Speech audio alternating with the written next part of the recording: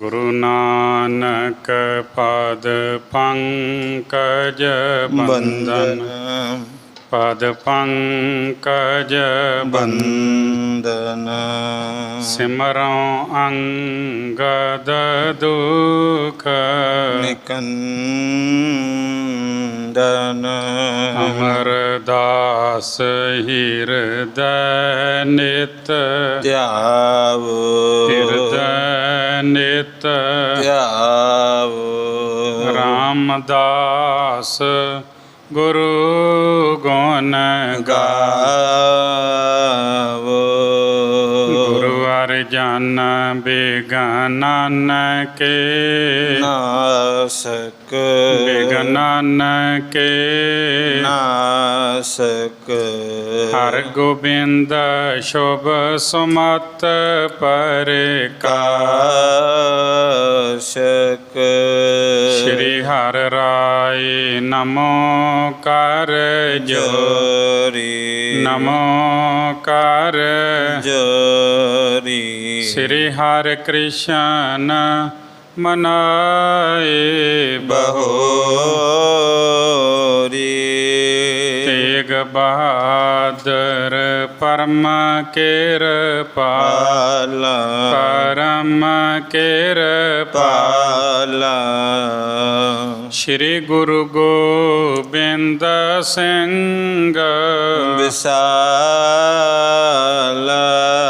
ਘਰੋਂ ਤਰਾ ਪਰ ਪੁੰਨ ਪੁੰਨ ਸੀਸਾ, ਪੁੰਨ ਪੁੰਨ ਸੀਸਾ।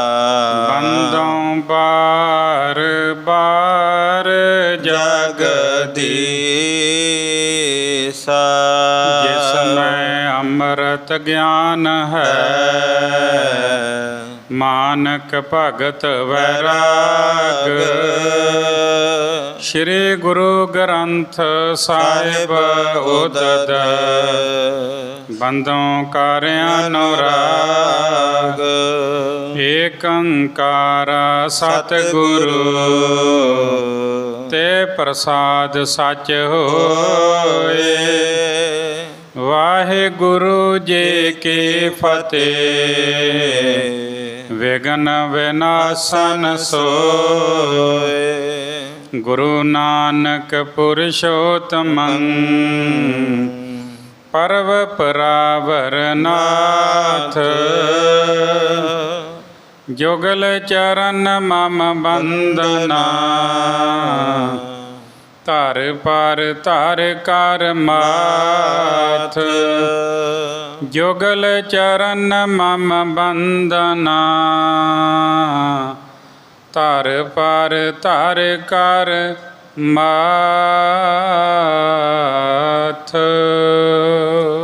ਸਤਿਨਾਮ ਵਾਹਿਗੁਰੂ ਸਾਹਿਬ ਜੀ।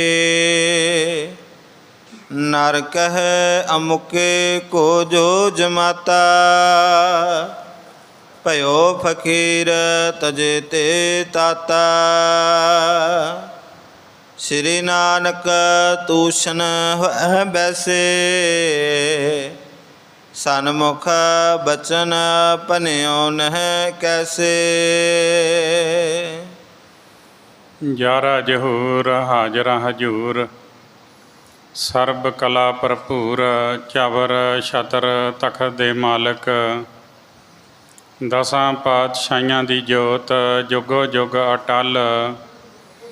ਧੰਨ ਧੰਨ ਸਾਹਿਬ ਸ਼੍ਰੀ ਗੁਰੂ ਗ੍ਰੰਥ ਸਾਹਿਬ ਜੀ ਦੀ ਪਵਿੱਤਰ ਪਾਵਨ ਹਜ਼ੂਰੀ ਅੰਦਰ ਬਿਰਾਜਮਾਨ ਪਰਮ ਸਨਮਾਨਯੋਗ ਗੁਰੂ ਪਿਆਰੀ ਗੁਰੂ ਸਵਾਰੀ ਸਾਧ ਸੰਗਤ ਜੀ।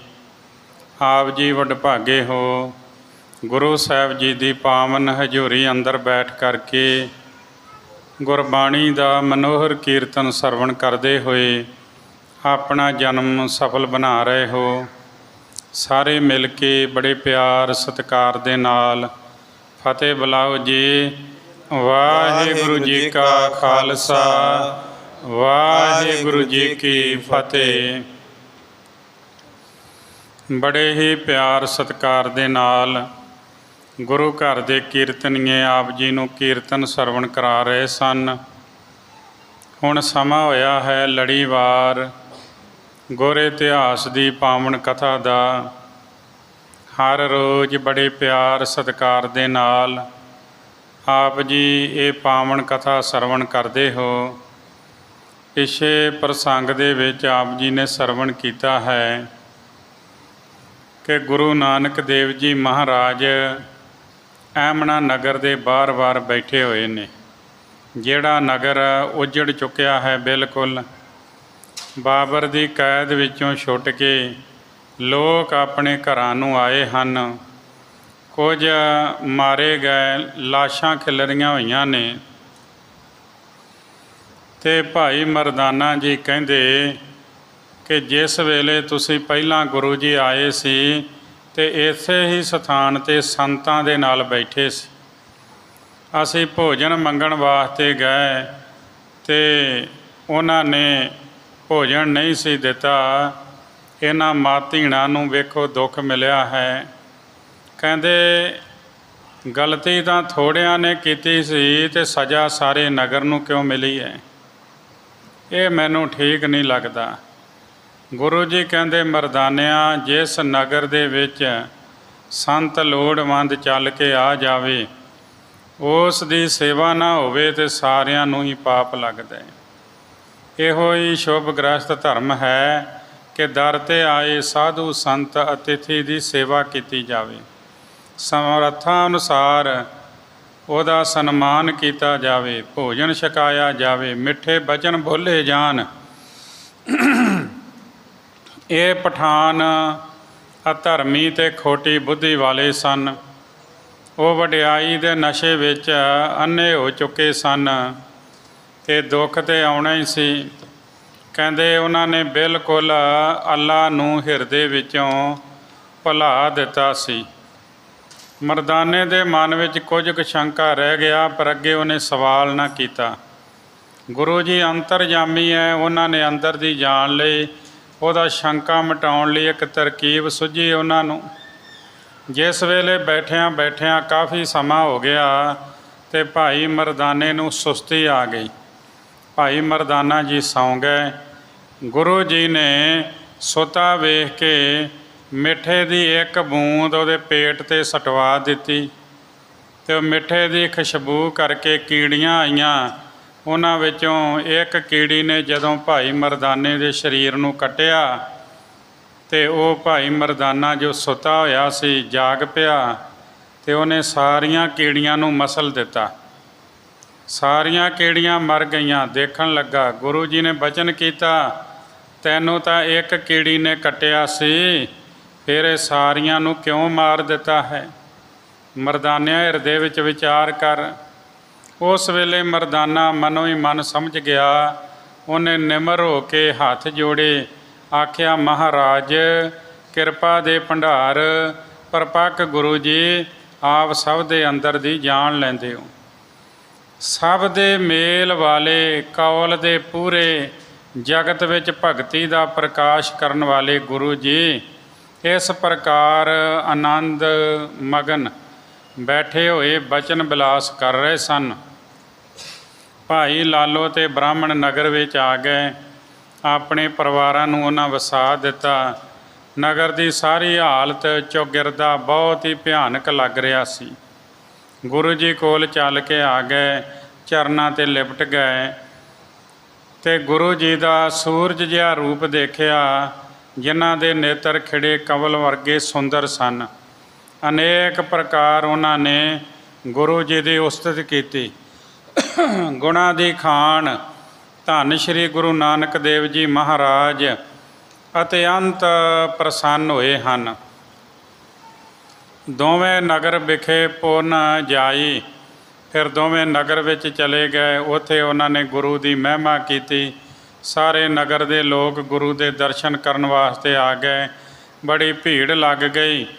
ਸੰਤ ਅਤਿਥੀਆਂ ਦੀ ਸੇਵਾ ਕਰਨ ਵਾਸਤੇ ਕਿਹਾ। ਗੁਰੂ ਸਾਹਿਬ ਨੇ ਆਖਿਆ, ਸਤਿਨਾਮ ਵਾਹਿਗੁਰੂ ਦਾ ਸਿਮਰਨ ਕਰੋ। ਅਤੇ ਇਹਨਾਂ ਕੰਮਾਂ ਦੀ ਵਡਿਆਈ ਬਹੁਤ ਪ੍ਰਕਾਰ ਦੇ ਨਾਲ ਦੱਸੀ।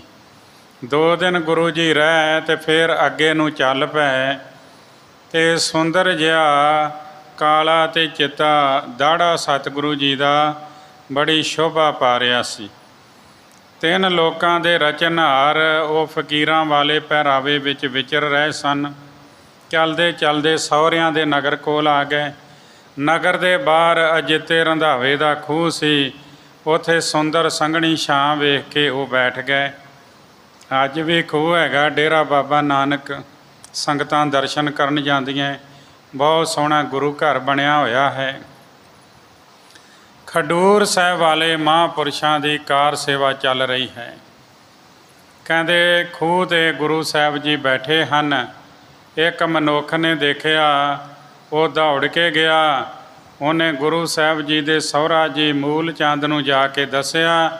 ਕਹਿਣ ਲੱਗੇ, ਪਿੰਡੋਂ ਬਾਹਰ ਤੁਹਾਡਾ ਜਮਾਤਾ ਆਇਆ ਹੈ, ਭਾਵ ਤੁਹਾਡਾ ਜਵਾਈ ਆਇਆ ਹੈ, ਤੁਹਾਡਾ ਦਮਾਦ ਆਇਆ ਹੈ, ਜਿਹਨੂੰ ਘਰੋਂ ਨਿਕਲਿਆ ਬੜਾ ਸਮਾਂ ਹੋ ਗਿਆ। ਖਬਰ ਸੁਣ ਕੇ ਮੂਲ ਚੰਦ ਜੀ ਆ ਗਏ ਅਤੇ ਨਾਲ ਜਿੱਤੇ ਰੰਧਾਵੇ ਨੂੰ ਵੀ ਨਾਲ ਲੈ ਆਂਦਾ। ਮਨ ਉਹਨਾਂ ਦਾ ਗੁੱਸੇ ਨਾਲ ਭਰਿਆ ਹੋਇਆ ਸੀ। ਦੂਰੋਂ ਫਕੀਰੀ ਵੇਸ ਪਹਿਨਿਆ ਵੇਖਿਆ ਅਤੇ ਹਿਰਦੇ ਵਿੱਚ ਗੁੱਸਾ ਪੈਦਾ ਹੋਇਆ। ਹੁਣ ਕੋਲ ਜਾ ਕੇ ਖੜ੍ਹੇ ਹੋ ਕੇ ਦੇਖਿਆ ਅਤੇ ਕਠੋਰ ਬਚਨ ਬੋਲੇ ਹਨ। ਕਹਿੰਦੇ, ਹੁਣ ਤੂੰ ਮੇਰਾ ਸੀਨਾ ਸਾੜਨ ਵਾਸਤੇ ਇੱਥੇ ਆਇਆ ਹੈ। ਤੂੰ ਪਹਿਲਾਂ ਤਾਂ ਗ੍ਰਸਤੀ ਜੀਵਨ ਵਿੱਚ ਆਪ ਨੇ ਪ੍ਰਵੇਸ਼ ਕੀਤਾ, ਘਰ ਵਾਲੀ ਅਤੇ ਪੁੱਤਰਾਂ ਨੂੰ ਛੱਡ ਕੇ ਪਤਾ ਨਹੀਂ ਕਿੱਥੇ ਚਲੇ ਗਿਆ, ਮੁੜ ਕੇ ਖਬਰ ਵੀ ਨਹੀਂ ਲਈ। ਪਿੱਖੇ ਸਹੋਦਰ ਜਾਵੇ ਚਾਲਾ, ਪੀੜਾ ਵਿਆਪੇ ਮੁਝੇ ਵਿਸਾਲਾ। ਜਿਸ ਵੇਲੇ ਮੇਰੇ ਭਰਾ ਅਤੇ ਸ਼ਰੀਕਾ ਭਾਈਚਾਰਾ ਤੇਰੀ ਇਹ ਹਾਲਤ ਦੇਖੇਗਾ, ਉਸ ਵੇਲੇ ਮੈਨੂੰ ਬੜਾ ਦੁੱਖ ਹੋਏਗਾ। ਆਪਣੀ ਇਸਤਰੀ ਅਤੇ ਪੁੱਤਰਾਂ ਨੂੰ ਛੱਡ ਕੇ ਤੂੰ ਮੁੜ ਕੇ ਆਣ ਕੇ ਖਬਰ ਨਹੀਂ ਲਈ। ਸ਼੍ਰੀ ਚੰਦ ਤੇਰੇ ਪੁੱਤਰ ਨੇ ਜੈ ਰਾਮ ਦੇ ਘਰ ਰਹਿ ਕੇ ਆਨੰਦ ਮਾਣਿਆ। ਜਦੋਂ ਬੇਬੇ ਨਾਨਕੀ ਅਤੇ ਜੈ ਰਾਮ ਜੀ ਪਰਲੋਕ ਪਿਆਨਾ ਕਰ ਗਏ, ਉਹ ਵੀ ਮੇਰੇ ਘਰ ਆ ਗਿਆ। ਸਾਰਿਆਂ ਦੀ ਮੈਂ ਪਾਲਣਾ ਕੀਤੀ, ਇਹਨਾਂ ਦੀ ਕਦੇ ਤੂੰ ਖਬਰ ਨਹੀਂ ਲਈ। ਜੇਕਰ ਤੂੰ ਫਕੀਰ ਬਣਨਾ ਸੀ ਅਤੇ ਪਹਿਲਾਂ ਵਿਆਹ ਹੀ ਨਾ ਕਰਾਉਂਦਾ। ਗੁਰੂ ਨਾਨਕ ਦੇਵ ਜੀ ਮਹਾਰਾਜ ਸਭ ਕੁਝ ਸੁਣਦੇ ਰਹੇ ਹਨ, ਕੋਈ ਸ਼ਬਦ ਨਹੀਂ ਬੋਲੇ। ਅਜਿੱਤੇ ਨੇ ਸਮਝਾਇਆ ਕਿ ਤੁਹਾਨੂੰ ਕਠੋਰ ਸ਼ਬਦ ਕਹਿਣੇ ਨਹੀਂ ਬਣਦੇ। ਇਉਂ ਆਖ ਕੇ ਮੂਲਾ ਆਪਣੇ ਘਰ ਨੂੰ ਚਲੇ ਗਿਆ। ਬਹੁਤ ਵਧੀਆ ਭੋਜਨ ਤਿਆਰ ਕਰਵਾਇਆ, ਸੁੰਦਰ ਬਸਤਰ ਹੱਥ ਵਿੱਚ ਲੈ ਅਤੇ ਗੁਰੂ ਨਾਨਕ ਦੇਵ ਜੀ ਦੇ ਕੋਲ ਆ ਗਿਆ। ਕਹਿੰਦਾ ਕਿ ਇਹ ਰੋਟੀ ਵੀ ਖਾ ਲਓ ਅਤੇ ਇਹ ਨਵੇਂ ਕੱਪੜੇ ਪਾ ਲਓ, ਇਹ ਫਕੀਰੀ ਵੇਸ ਤਿਆਗ ਦਿਓ, ਇਹ ਸੁੰਦਰ ਬਸਤਰ ਪਹਿਨ ਲਓ। ਸਾਡੇ ਭਰਾ ਅਤੇ ਸੰਬੰਧੀ ਹਨ, ਉਹਨਾਂ ਵਿੱਚ ਸਾਨੂੰ ਖੁਆਰ ਨਾ ਕਰੋ। ਗੁਰੂ ਸਾਹਿਬ ਜੀ ਨੇ ਨਾ ਬਸਤਰ ਪਹਿਨੇ ਅਤੇ ਨਾ ਰੋਟੀ ਖਾਧੀ। ਅਤੇ ਉਸ ਵੇਲੇ ਸ਼੍ਰੀ ਚੰਦ ਅਤੇ ਲਖਮੀ ਦਾਸ ਦੋਵੇਂ ਆ ਗਏ। ਉਹਨਾਂ ਨੇ ਆ ਕੇ ਗੁਰੂ ਨਾਨਕ ਦੇਵ ਜੀ ਮਹਾਰਾਜ ਨੂੰ ਨਮਸਕਾਰ ਕੀਤੀ, ਆਪਣੇ ਪਿਤਾ ਨੂੰ ਮੱਥਾ ਟੇਕਿਆ। ਜਿੱਦਾਂ ਬੈਠਿਆਂ ਨੂੰ 3 ਘੰਟੇ ਹੋ ਗਏ, ਉਸ ਸਮੇਂ ਤੱਕ ਵੀ ਨਾ ਬਸਤਰ ਪਹਿਨੇ, ਫਕੀਰੀ ਬਾਣਾ ਨਹੀਂ ਉਤਾਰਿਆ ਅਤੇ ਨਾ ਹੀ ਕੁਝ ਖਾਧਾ। ਜਦ ਮੂਲੇ ਦਾ ਵਾਸਨਾ ਚੱਲਿਆ ਅਤੇ ਕ੍ਰੋਧਵਾਨ ਹੋ ਕੇ ਉੱਥੋਂ ਚਲੇ ਗਿਆ। ਗੁਰੂ ਜੀ ਉੱਥੇ ਬੈਠੇ ਰਹੇ, ਜਿਨ੍ਹਾਂ ਦੇ ਦਰਸ਼ਨਾਂ ਨਾਲ ਦੁੱਖ ਕਲੇਸ਼ ਨਾਸ ਹੁੰਦੇ ਨੇ। ਲੋਕ ਗੁਰੂ ਜੀ ਦੀ ਮਹਿਮਾ ਜਾਣੀ ਜਾਂਦੇ ਸਨ ਅਤੇ ਆਪ ਜੀ ਦੇ ਦਰਸ਼ਨਾਂ ਵਾਸਤੇ ਆਏ ਜਾਂਦੇ ਸਨ। ਇੱਕ ਦੂਜੇ ਤੋਂ ਸੁਣ ਸੁਣ ਕੇ ਆਉਂਦੇ ਸਨ। ਕਈ ਜਾ ਕੇ ਗੁਰੂ ਬਾਰੇ ਦੱਸਦੇ ਸਨ ਅਤੇ ਕਹਿੰਦੇ ਗੁਰੂ ਦੇ ਚਰਨ ਕਮਲਾਂ ਵਿੱਚ ਆ ਕੇ ਮੱਥਾ ਟੇਕਦੇ। ਕਈ ਮਨੋਕਾਮਨਾ ਲੈ ਕੇ ਆ ਕੇ ਸੇਵਾ ਕਰਦੇ ਅਤੇ ਕਈ ਜਿਹੜੇ ਸੀ ਮਨ ਨੂੰ ਨਿਰਮਲ ਕਰਨ ਵਾਸਤੇ ਗੁਰੂ ਜੀ ਦੇ ਕੋਲ ਆਉਂਦੇ। ਸਤ ਸੰਗਤ ਹੋਣ ਲੱਗ ਪਈ। ਕੀਰਤਨ ਕਰਨ ਨਾਲ ਲੋਕਾਂ ਵਿੱਚ ਸ਼ਰਧਾ ਜਾਗ ਪਈ। ਗੁਰੂ ਜੀ ਦੇ ਦਰਸ਼ਨਾਂ ਦੀ ਬਹੁਤ ਵਡਿਆਈ ਸੀ। ਉਸ ਨਗਰ ਦਾ ਚੌਧਰੀ ਅਜਿੱਤਾ ਨਾਮ ਦਾ ਗੁਰੂ ਜੀ ਦੀ ਵਡਿਆਈ ਵੇਖ ਕੇ ਆਪਣੇ ਮਨ ਅੰਦਰ ਸਮਝ ਗਿਆ। ਜਿਸ ਥਾਂ ਬੇਦੀ ਵੰਸ਼ ਦੇ ਦੀਪਕ ਸੁਭਾਏਮਾਨ ਸਨ, ਉੱਥੇ ਪਹੁੰਚ ਗਿਆ। ਹਿਰਦੇ ਵਿੱਚ ਪ੍ਰੇਮ ਰੱਖਦੇ ਹੋਏ ਨਿਮਰਤਾ ਦੇ ਨਾਲ ਉਹਨੇ ਆਪਣਾ ਮੱਥਾ ਗੁਰੂ ਦੇ ਚਰਨਾਂ 'ਤੇ ਰੱਖ ਦਿੱਤਾ। ਬਹੁਤ ਸਮਾਂ ਉਹਨੇ ਆਪਣਾ ਮੱਥਾ ਗੁਰੂ ਦੇ ਚਰਨਾਂ 'ਤੇ ਰੱਖਿਆ। ਫਿਰ ਗੁਰੂ ਸਾਹਿਬ ਨੇ ਆਪਣੇ ਹੱਥਾਂ ਨਾਲ ਉਹਦਾ ਮੱਥਾ ਚੱਕਿਆ, ਆਪਣੇ ਕੋਲ ਬਿਠਾਇਆ ਅਤੇ ਜਿੱਤੇ ਨੇ ਹੱਥ ਜੋੜ ਕੇ ਨਮਸਕਾਰ ਕੀਤੇ। ਕਹਿੰਦੇ ਆਪ ਜੀ ਘਟ ਘਟ ਦੇ ਜਾਣਨ ਵਾਲੇ ਹੋ, ਤੁਸੀਂ ਅੰਦਰ ਦੀਆਂ ਜਾਣਦੇ ਹੋ, ਮੇਰਾ ਕਹਿਣਾ ਕਿਵੇਂ ਯੋਗ ਹੋ ਸਕਦਾ ਹੈ। ਜੋ ਨਾ ਜਾਣਦਾ ਹੋਵੇ ਉਹਨੂੰ ਅੱਗੇ ਵੇਦਨਾ ਦੱਸਣੀ ਚਾਹੀਦੀ ਹੈ। ਅੰਤਰਜਾਮੀਆਂ ਅੱਗੇ ਤਾਂ ਚੁੱਪ ਹੀ ਚੰਗੀ ਹੈ। ਇਹ ਸੁਣਦਿਆਂ ਗੁਰੂ ਜੀ ਹਿਰਦੇ ਤੋਂ ਪ੍ਰਸੰਨ ਹੋਏ, ਕਿਰਪਾ ਕਰਨ ਵਾਸਤੇ ਕਹਿਣ ਲੱਗੇ ਕਰਤਾਰ ਦੇ ਅੱਗੇ ਬੰਦਨਾ ਕਰੋ, ਤੁਹਾਡੇ ਮਨ ਦੀ ਇੱਛਾ ਪੂਰੀ ਹੋ ਜਾਵੇ। ਇਹ ਬਚਨ ਸੁਣ ਕੇ ਜਿੱਤਾ ਚਰਨਾਂ ਨੂੰ ਲਿਪਟ ਗਿਆ। ਤੁਰੰਤ ਹੀ ਹਿਰਦੇ ਵਿੱਚ ਗਿਆਨ ਦੀ ਪ੍ਰਾਪਤੀ ਹੋ ਗਈ, ਹਰ ਪ੍ਰਕਾਰ ਦੀ ਸ਼ਕਤੀ ਪ੍ਰਾਪਤ ਹੋ ਗਈ। ਸੇਵਕ ਨੇ ਇੱਕੋ ਵਾਰ ਹੀ ਸਾਰੀ ਪੂੰਜੀ ਪ੍ਰਾਪਤ ਕਰ ਲਈ।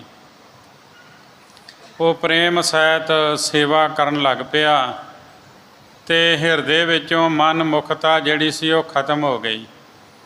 ਕਿੰਨੇ ਦਿਨ ਇਸ ਤਰ੍ਹਾਂ ਗੁਜ਼ਾਰੇ। ਗੁਰੂ ਜੀ ਨੇ ਬਹੁਤ ਲੋਕ ਗੁਰਸਿੱਖੀ ਦੇ ਮਾਰਗ ਵਿੱਚ ਪਾਏ। ਇੱਕ ਦਿਨ ਗੁਰੂ ਜੀ ਦੀ ਸੱਸ ਅਤੇ ਸਹੁਰਾ ਮੂਲ ਚੰਦ ਅਤੇ ਚੰਦੋ ਰਾਣੀ ਇਹ ਕ੍ਰੋਧ ਦੇ ਭਰੇ ਹੋਏ ਆਪ ਜੀ ਦੇ ਕੋਲ ਆਏ। ਨਾਲ ਮਾਤਾ ਸੁਲੱਖਣੀ ਵੀ ਆਈ। ਗੁਰੂ ਜੀ ਦੇ ਮਹਿਲ ਕੋਲ ਬੈਠ ਗਏ ਅਤੇ ਸੱਸ ਗੁਰੂ ਜੀ ਦੀ ਚੰਦੋ ਰਾਣੀ ਉਹ ਕਹਿੰਦੀ ਵੇ ਤੂੰ ਸੁਣਨਾ ਹੈ, ਸਾਰੀ ਉਮਰ ਕੁਰਾਏ ਹੀ ਚੱਲਦਾ ਰਿਹਾ, ਹਮੇਸ਼ਾ ਸਾਡਾ ਸੀਨਾ ਸਾੜਦਾ ਰਿਹਾ, ਪੁੱਤਰ ਪਤਨੀ ਪਰਿਵਾਰ ਨੂੰ ਤਿਆਗ ਕੇ ਪਰਦੇਸਾਂ ਵਿੱਚ ਘੁੰਮਦਾ ਰਿਹਾ ਅਤੇ ਹੁਣ ਤੂੰ ਬੜੀ ਦੇਰ ਬਾਅਦ ਆਇਆ ਹੈ। ਤੂੰ ਕਿਹੜਾ ਚੰਗਾ ਕੰਮ ਕੀਤਾ ਹੈ, ਆਪਣੀ ਧਨ ਦੌਲਤ ਤੇ ਤੂੰ ਗਰੀਬਾਂ ਵਿੱਚ ਲੁਟਾ ਦਿੱਤੀ, ਲੋਕ ਲੱਜਾ ਤੂੰ ਛੱਡ ਦਿੱਤੀ, ਸਾਰਿਆਂ ਵਿੱਚ ਸਾਨੂੰ ਖੱਜਲ ਖੁਆਰ ਕੀਤਾ ਹੈ।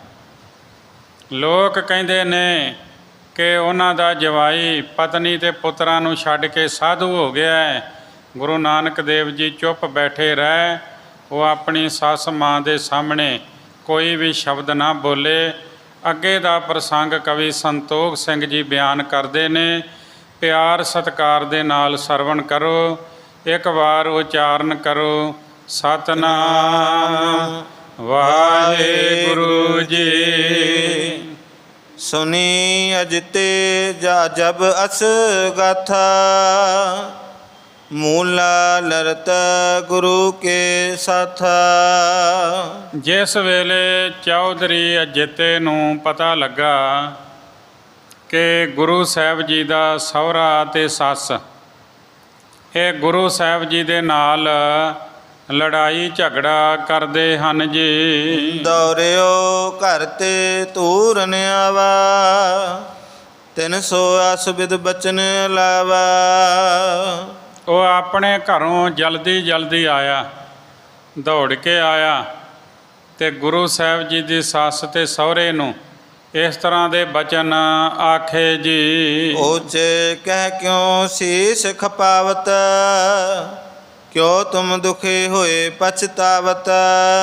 ਉਹ ਕਹਿਣ ਲੱਗਾ ਵੀ ਉੱਚੀ ਬੋਲ ਬੋਲ ਕੇ ਕਿਉਂ ਆਪਣਾ ਸਿਰ ਖਪਾਉਂਦੇ ਹੋ, ਤੁਸੀਂ ਦੁਖੀ ਹੋ ਕੇ ਕਿਉਂ ਪਛਤਾ ਰਹੇ ਹੋ ਜੀ। ਮਹਾਂਪੁਰਖ ਔਰ ਮਤੋ ਚੇਰਾ, ਭੇਦ ਨ ਜਾਣ ਸਕੋ ਇਨ ਕੇਰਾ।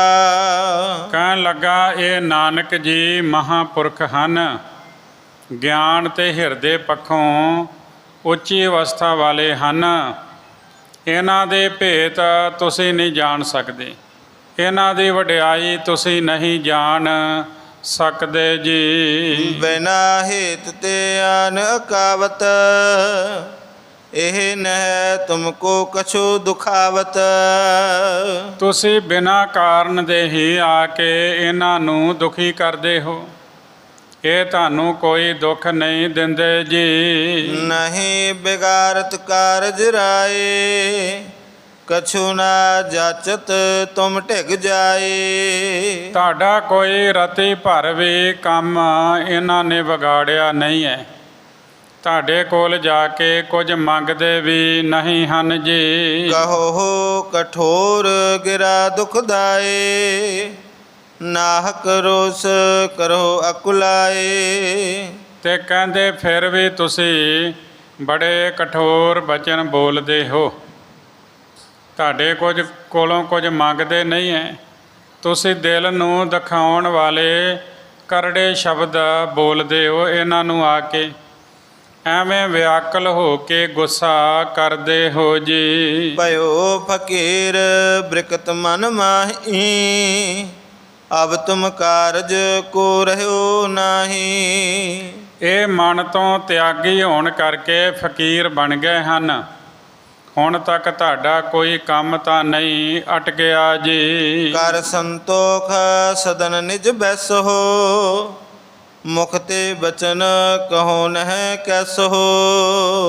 ਅਜਿਤਾ ਕਹਿਣ ਲੱਗਾ ਮੂਲ ਚੰਦ ਨੂੰ ਕਿ ਆਪ ਜੀ ਸਬਰ ਕਰਕੇ ਘਰ ਦੇ ਵਿੱਚ ਬੈਠੋ ਤੇ ਕਿਸੇ ਤਰ੍ਹਾਂ ਵੀ ਕਠੋਰ ਬਚਨ ਆਪਣੇ ਮੁਖ ਤੋਂ ਨਾ ਉਚਾਰੋ ਜੀ। ਬੋਲਿਓ ਮੂਲਾ ਤੁਮ ਹੋ ਸਿਆਣੇ, ਸੁਨੋ ਚੌਧਰੀ ਸਭ ਬਿਦ ਜਾਣੇ।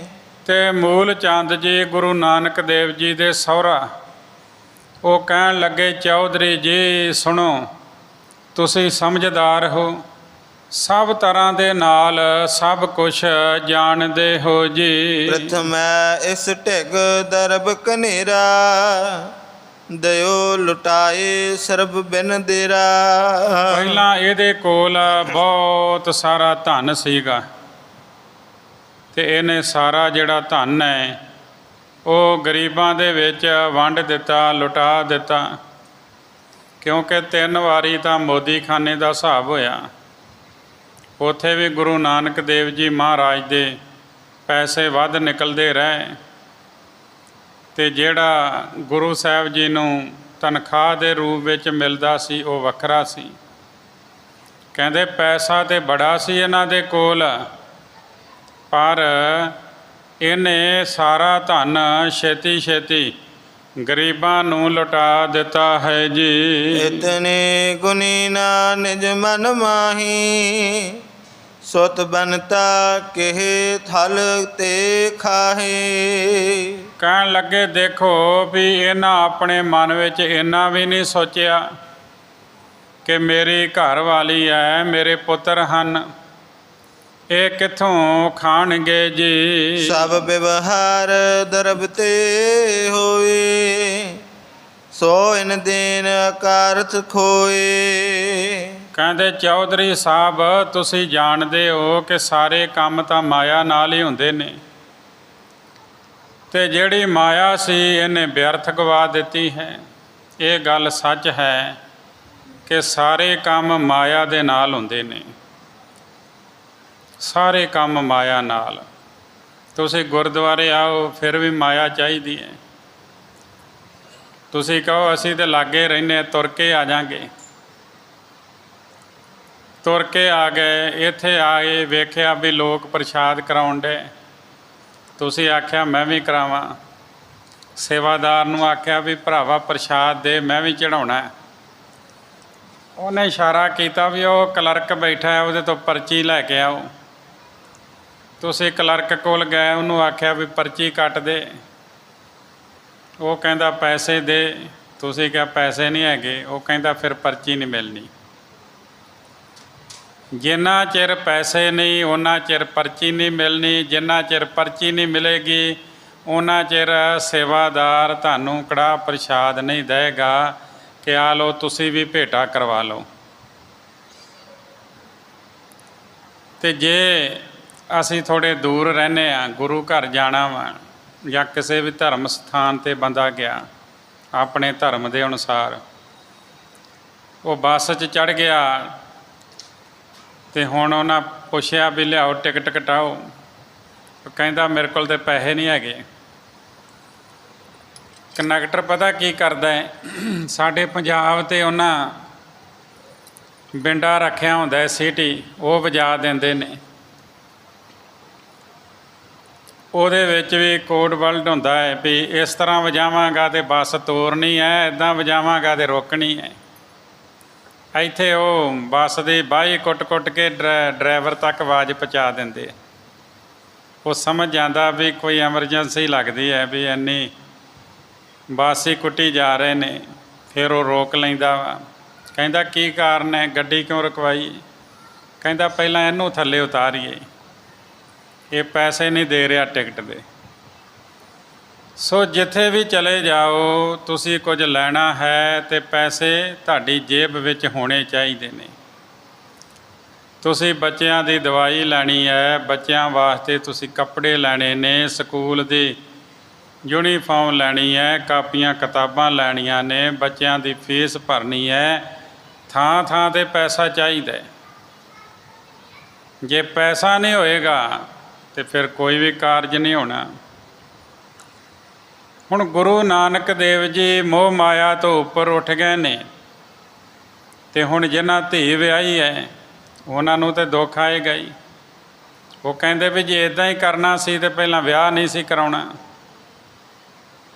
ਤੇ ਜੇ ਵਿਆਹ ਕਰਾਇਆ ਤੇ ਫਿਰ ਪਰਿਵਾਰ ਦੀ ਪਾਲਣਾ ਕਰਦਾ। ਤੇ ਉਹ ਕਹਿੰਦਾ ਹੈ ਮੂਲ ਚੰਦ ਵੀ ਚੌਧਰੀ ਸਾਹਿਬ ਤੁਸੀਂ ਸਿਆਣੇ ਹੋ ਵੀ ਸਾਰੇ ਕਾਰ ਵਿਹਾਰ ਤਾਂ ਧਨ ਦੌਲਤ ਨਾਲ ਹੀ ਹੁੰਦੇ ਨੇ। ਉਹ ਹੁਣ ਜਿਹੜੀ ਮਾਇਆ ਜੋ ਦੌਲਤ ਹੈ ਇਸਨੇ ਬਿਅਰਥ ਗਵਾ ਦਿੱਤੀ ਹੈ ਜੀ। ਬਹੁਰੋ ਤਜੇ ਜਗਤ ਕੀ ਲਾਜਾ, ਵੇਖ ਫਕੀਰੇ ਤਨ ਮੈਂ ਸਾਜਾ। ਤੇ ਫਿਰ ਇਹਨੇ ਲੋਕ ਲੱਜਾ ਹੀ ਤਿਆਗ ਦਿੱਤੀ, ਤਨ ਦੇ ਉੱਤੇ ਫਕੀਰੀ ਵੇਸ ਧਾਰਨ ਕਰ ਲਿਆ ਜੀ। ਪਰਦੇਸਨ ਗਮਨਿਓ ਬਹੁ ਕਾਲਾ, ਅਬ ਆਇਓ ਨਿਜ ਤਜਤ ਨਾ ਚਾਲਾ। ਤੇ ਬਹੁਤ ਸਮਾਂ ਪਰਦੇਸਾਂ ਵਿੱਚ ਇਹ ਘੁੰਮਦਾ ਫਿਰਦਾ ਰਿਹਾ, ਉਹਨਾਂ ਦੇ ਹਿਸਾਬ ਨਾਲ ਘੁੰਮਦਾ ਫਿਰਦਾ ਹੀ ਰਿਹਾ। ਗੁਰੂ ਸਾਹਿਬ ਜੀ ਤੇ ਸਤਿਨਾਮ ਦਾ ਹੋਕਾ ਦੇਣ ਗਏ ਸਨ। ਉਹ ਤਾਂ ਜਿਹੜੇ ਲੋਕਾਂ 'ਤੇ ਜ਼ੁਲਮ ਕਰਦੇ ਸਨ ਉਹਨਾਂ ਨੂੰ ਸਮਝਾਉਣ ਗਏ ਸਨ। ਉਹ ਜਿਹੜੇ ਨਿਰਜਿੰਦ ਮੂਰਤੀ ਦੇ ਅੱਗੇ ਜਿੰਦਾ ਪਸ਼ੂਆਂ ਦੀਆਂ ਬਲੀਆਂ ਦਿੰਦੇ ਸਨ ਉਹਨਾਂ ਨੂੰ ਰੋਕਣ ਗਏ ਸਨ। ਉਹ ਤਾਂ ਵਲੀ ਕੰਧਾਰੀ ਵਰਗਿਆਂ ਨੂੰ ਸੱਚ ਦਾ ਉਪਦੇਸ਼ ਦੇਣ ਗਏ ਸਨ, ਲੋਕਾਈ ਨਾਲ ਪ੍ਰੇਮ ਕਰਨਾ ਸਿਖਾਉਣ ਗਏ ਸਨ। ਉਹ ਤਾਂ ਕੌਡੇ ਵਰਗਿਆਂ ਨੂੰ ਸਿੱਧੇ ਰਾਹ ਪਾਉਣ ਗਏ ਸਨ। ਉਹ ਤਾਂ ਸੱਜਣ ਠੱਗ ਨੂੰ ਮਿੱਤਰ ਬਣਾਉਣ ਗਏ ਸਨ। ਸਾਰੀ ਉਮਰ ਗੁਰੂ ਨਾਨਕ ਦੇਵ ਜੀ ਦਾ ਸਿੱਖੀ ਦਾ ਪ੍ਰਚਾਰ ਕੀਤਾ ਉਹ ਸੱਜਣ ਨੇ। ਤੇ ਲੋਕੀ ਕਹਿੰਦੇ ਸੱਜਣ ਠੱਗ, ਅੱਜ ਵੀ ਕਹੀ ਜਾਂਦੇ ਨੇ। ਉਹਨੇ ਠੱਗੀਆਂ ਛੱਡ ਕੇ ਗੁਰੂ ਦਾ ਸਿੱਖ ਬਣਨਾ ਕੀਤਾ ਸੀ। ਇੱਕ ਹੀ ਸ਼ਬਦ ਸੁਣਿਆ ਉਹਨੇ, ਇੱਕ ਸ਼ਬਦ ਨਾਲ ਹੀ ਜੀਵਨ ਬਦਲ ਗਿਆ। ਹੁਣ ਜਾਂ ਤਾਂ ਸਾਨੂੰ ਸੁਣਨਾ ਨਹੀਂ ਆਉਂਦਾ, ਜਾਂ ਫਿਰ ਅਸੀਂ ਧਿਆਨ ਨਾਲ ਸੁਣ ਕੇ ਅਣਸੁਣਿਆ ਕਰ ਦਿੰਦੇ ਹਾਂ। ਗੁਰੂ ਸਾਹਿਬ ਜੀ ਗੁਰਮੁਖ ਖੋਜਤ ਭਇਆ ਉਦਾਸੀ, ਉਹ ਗੁਰਮੁਖਾਂ ਦੀ ਭਾਲ ਕਰਨ ਵਾਸਤੇ ਗਏ ਸਨ। ਉਹ ਮਨਮੁਖਾਂ ਨੂੰ ਪ੍ਰਭੂ ਦੇ ਰਸਤੇ 'ਤੇ ਤੋਰਨ ਗਏ ਸਨ। ਜਿਹੜੇ ਗ੍ਰਸਤੀਆਂ ਨੂੰ ਨਿੰਦ ਤੇ ਗ੍ਰਸਤੀਆਂ ਦੇ ਘਰੋਂ ਹੀ ਰੋਟੀ ਖਾਂਦੇ ਸਨ, ਉਹਨਾਂ ਸਿੱਧਾਂ ਨੂੰ ਮੱਤ ਦੇਣ ਵਾਸਤੇ ਗਏ ਸਨ। ਤੇ ਹੁਣ ਉਹਨਾਂ ਦੇ ਭਾ ਤਾਂ ਬੱਚਿਆਂ ਨੂੰ ਛੱਡ ਕੇ ਚਲੇ ਗਏ ਤੇ ਪਰਦੇਸਾਂ ਵਿੱਚ ਘੁੰਮਦੇ ਫਿਰਦੇ ਹੀ ਆਏ ਨੇ। ਉਹ ਕਹਿਣ ਲੱਗੇ ਕਿ ਬਹੁਤ ਸਮਾਂ ਪਰਦੇਸਾਂ ਵਿੱਚ ਘੁੰਮਦਾ ਫਿਰਦਾ ਹੋਇਆ ਹੁਣ ਆਇਆ, ਅਬ ਆਇਓ ਨਿਜ ਤਜਤ ਨਾ ਚਾਲਾ, ਪਰ ਅਜੇ ਵੀ ਆਪਣੇ ਚਾਲੇ ਨਹੀਂ ਛੱਡਦਾ ਜੀ। ਬੈਠ ਸਮੀਪ ਧਤ ਨਿਤ ਛਾਤੀ, ਇਸਕੀ ਚਿੰਤਾ ਹਮ ਹੈ ਦਿਨ ਰਾਤੀ। ਤੇ ਸਾਡੇ ਕੋਲ ਬੈਠ ਕੇ ਸਾਡੀ ਛਾਤੀ ਛਾੜਦਾ ਹੈ, ਸਾਡਾ ਸੀਨਾ ਸੜਦਾ ਹੈ। ਸਾਨੂੰ ਤੇ ਦਿਨ ਰਾਤ ਇਸੇ ਦੀ ਹੀ ਚਿੰਤਾ ਲੱਗੀ ਰਹਿੰਦੀ ਹੈ ਜੀ। ਜੇ ਸਰੀਕ ਸਭ ਹਸੇ ਉਚਾਰੈ, ਇਹ ਨਹਿ ਕੇ ਸ਼ੰਕ ਵਿਚਾਰੈ। ਤੇ ਉੱਪਰੋਂ ਜਿਹੜੇ ਸਾਡੇ ਸ਼ਰੀਕ ਹਨ ਉਹ ਸਾਡਾ ਮਜ਼ਾਕ ਉਡਾਉਂਦੇ ਹਨ, ਪਰ ਕਿਸੇ ਨੂੰ ਕਿਸੇ ਪ੍ਰਕਾਰ ਦਾ ਡਰ ਵਿਚਾਰ ਨਹੀਂ ਹੈ ਜੀ। ਬਹੁਰ ਅਜਿੱਤਾ ਬੋਲਿਓ ਬਾਨੀ, ਸੁਨੋ ਚਚਾ ਤੁਮ ਕਹਿਤ ਸਿਆਣੀ। ਫਿਰ ਚੌਧਰੀ ਅਜਿੱਤਾ ਬੋਲਿਆ, ਮੂਲ ਚੰਦ ਨੂੰ ਕਹਿੰਦਾ ਹੈ ਕਿ ਚਾਚਾ ਜੀ ਸੁਣੋ, ਤੁਸੀਂ ਸਿਆਣੀ ਗੱਲ ਆਖਦੇ ਹੋ ਜੀ। ਜੋ ਪਰੰਤੂ ਹੋਵੈ ਸੰਸਾਰੇ, ਤਿਸ ਕੋ ਚਹਤ ਸੋ ਅਸ ਵਿਵਹਾਰੇ। ਕਹਿਣ ਲੱਗੇ ਤੁਸੀਂ ਚੰਗੀ ਗੱਲ ਕਹਿੰਦੇ ਹੋ, ਜੋ ਤੁਸੀਂ ਕਹਿੰਦੇ ਹੋ ਠੀਕ ਹੈ। ਜਿਹੜਾ ਗ੍ਰਸਤੀ ਹੋਵੇ ਉਸ ਨਾਲ ਤਾਂ ਇਸ ਤਰ੍ਹਾਂ ਦਾ ਵਰਤਾਓ ਕਰਨਾ ਚਾਹੀਦਾ ਹੈ। ਜਿਹੜਾ ਗ੍ਰਸਤੀ ਹੋਵੇ ਉਹਦੇ ਨਾਲ ਇਸ ਤਰ੍ਹਾਂ ਵਿਹਾਰ ਕਰਨਾ ਚਾਹੀਦਾ ਹੈ ਜੀ। ਇਨ ਕੋ ਸੁਪਨੇ ਮੋਹ ਨ ਆਵੈ, ਰਹਿਤ ਆਪ ਤਸ ਜਸ ਮਨ ਭਾਵੈ। ਪਰ ਇਹਨਾਂ ਨੇ ਤਾਂ ਮੋਹ ਹੀ ਤਿਆਗ ਦਿੱਤਾ ਹੈ। ਇਹਨਾਂ ਨੂੰ ਤੇ ਸੁਪਨੇ ਵਿੱਚ ਵੀ ਮੋਹ ਨਹੀਂ ਆਉਂਦਾ ਪਰਿਵਾਰ ਦਾ, ਪੁੱਤਰਾਂ ਦਾ। ਇਹ ਤਾਂ ਉਸੇ ਤਰ੍ਹਾਂ ਰਹਿੰਦੇ ਜਿਵੇਂ ਇਹਨਾਂ ਦੇ ਮਨ ਨੂੰ ਭਾਉਂਦਾ ਹੈ ਜੀ। ਇਨ ਕੇ ਆਗੇ ਤੂਸ਼ਨ ਠਨ ਹੋ, ਇਸ ਬਿਦ ਆਪਣਾ ਭਲਾ ਪਛਾਨੋ।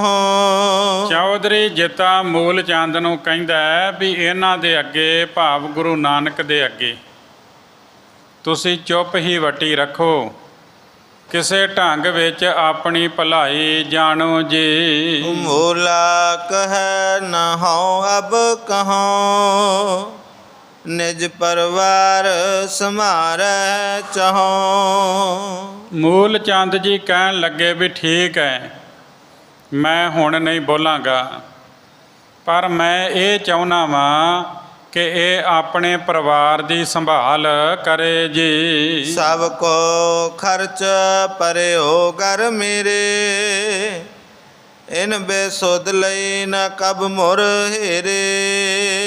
ਕਹਿੰਦੇ ਸਾਰਾ ਖਰਚਾ ਮੇਰੇ ਗਲ ਪਿਆ ਹੋਇਆ ਹੈ, ਮੇਰੇ ਗਲ ਸਾਰਾ ਖਰਚਾ ਪਿਆ ਹੋਇਆ ਹੈ, ਤੇ ਮੇਰੇ ਦੇਖਦਿਆਂ ਇਸ ਦੇ ਇਹਨੇ ਤਾਂ ਕਦੇ ਆਪਣੇ ਪਰਿਵਾਰ ਦੀ ਖਬਰ ਹੀ ਨਹੀਂ ਲਈ, ਕਦੇ ਆ ਕੇ ਮੁੜ ਕੇ ਨਹੀਂ ਵੇਖਿਆ ਜੀ। ਸੋਧਾ ਹੋਏ ਨਾ ਇਹ ਮਬ ਭਾਖੇ, ਨਿਤ ਟੇਢੇ ਮਾਰਗ ਪਗ ਰਾਖੇ। ਮੇਰੇ ਆਖਿਆਂ ਤੇ ਇਹ ਸਿੱਧਾ ਨਹੀਂ ਜੇ ਹੁੰਦਾ, ਰੋਜ਼ਾਨਾ ਟੇਢੇ ਰਾਹ ਦੇ ਉੱਤੇ ਪੈਰ ਰੱਖਦਾ ਹੈ ਜੀ। ਸੁਨ ਮਹਤਾ ਸ਼੍ਰੀ ਚੰਦ ਪੁਨ, ਦੂਜੋ ਲਖਮੀ ਦਾਸ। ਤੇ ਉਸ ਵੇਲੇ ਕਿਉਂਕਿ ਚੌਧਰੀ ਜਿੱਤਾ ਵੀ ਪਟਵਾਰੀ ਸੀ ਉੱਥੋਂ ਦਾ, ਮਹਿਤਾ, ਉਹਦਾ ਵੀ ਉੱਚਾ ਰੁਤਬਾ ਸੀ। ਜਿੱਦਾਂ ਮਹਿਤਾ ਕਾਲੂ ਜੀ ਉਹ ਵੀ ਪਟਵਾਰੀ ਸਨ, ਮਹਿਤਾ ਉਹਨਾਂ ਦਾ ਰੁਤਬਾ ਸੀ, ਕਾਲੂ ਉਹਨਾਂ ਦਾ ਛੋਟਾ ਨਾਂ ਸੀ। ਪੂਰਾ ਨਾਂ ਕਲਿਆਣ ਦਾਸ ਜੀ। ਕਹਿੰਦੇ ਕਿ ਉਸ ਵੇਲੇ ਜਦੋਂ ਆਖਿਆ, ਸੁਨ ਮਹਿਤਾ ਸ਼੍ਰੀ ਚੰਦ ਪੁਨ ਦੂਜੋ ਲਖਮੀ ਦਾਸ, ਅਜਿੱਤਾ ਰੰਧਾਵਾ, ਉਹ ਹੁਣ ਮੂਲ ਚੰਦ ਜੀ ਨੂੰ ਕਹਿਣ ਲੱਗੇ ਵੀ ਸੁਣੋ, ਸ਼੍ਰੀ ਚੰਦ ਤੇ ਦੂਜਾ ਲਖਮੀ ਦਾਸ ਜੀ, ਤਰਨ ਬੈਸ ਤਿਨ ਕੀ ਭਈ, ਖਟ ਹੈ ਅਬ ਧਨ ਰਾਸ। ਕਹਿਣ ਲੱਗੇ ਕਿ ਮੂਲ ਚੰਦ ਜੀ ਕਿ ਜਿਹੜੇ ਸ਼੍ਰੀ ਚੰਦ ਤੇ ਲਖਮੀ ਦਾਸ ਤੁਹਾਡੇ ਦੋਤਰੇ ਨੇ ਨਾ, ਉਹ ਤਾਂ ਹੁਣ ਗੱਭਰੂ ਹੋ ਗਏ ਨੇ, ਜਵਾਨ ਹੋ ਗਏ ਨੇ, ਤੇ ਹੁਣ ਧਨ ਦੌਲਤ ਕਮਾਉਣ ਲੱਗ ਪਏ ਹਨ ਜੀ। ਤਿਨ ਕੇ ਮਾਤ ਸੁਸਾ ਸਮਹੇਰੇ, ਆਓ ਕਰਹੁ ਤੇ ਸੇਵਕ ਨੇਰੇ। ਉਹਨਾਂ ਦੀ ਜਿਹੜੀ ਮਾਤਾ, ਭਾਵ ਮਾਤਾ ਸੁਲੱਖਣੀ ਜੀ, ਸ਼੍ਰੀ ਚੰਦ ਤੇ ਲਖਮੀ ਦਾਸ ਜੀ ਦੇ ਮਾਤਾ ਜੀ, ਮਾਤਾ ਸੁਲੱਖਣੀ ਜੀ ਗੁਰੂ ਨਾਨਕ ਦੇਵ ਜੀ ਦੇ ਮਹਿਲ। ਤੇ ਅਜਿੱਤਾ ਕਹਿੰਦਾ ਵੀ ਇਹਨੂੰ ਮੈਂ ਆਪਣੀ ਭੈਣ ਹੀ ਮੰਨਿਆ ਹੋਇਆ ਹੈ, ਮੈਂ ਆਪਣੀ ਭੈਣ ਸਮਾਨ ਵੇਖਦਾ ਹਾਂ। ਹੇਰਨਾ ਭਾਵ ਵੇਖਣਾ। ਕਹਿੰਦੇ ਇਹਨੂੰ ਮੈਂ ਹਮੇਸ਼ਾ ਆਪਣੀ ਭੈਣ ਦੇ ਸਮਾਨ ਵੇਖਿਆ, ਮੈਂ ਉਸ ਦੀ ਬਹੁਤ ਸੇਵਾ ਕਰਾਂਗਾ ਜੀ। ਪਠੋ ਸਦਨ ਮਮ ਬਿਲਮ ਨ ਲਾਵੋ, ਕਛ ਨਹਿ ਹਿਰਦੇ ਸੰਦੇਹ ਉਠਾਵੋ।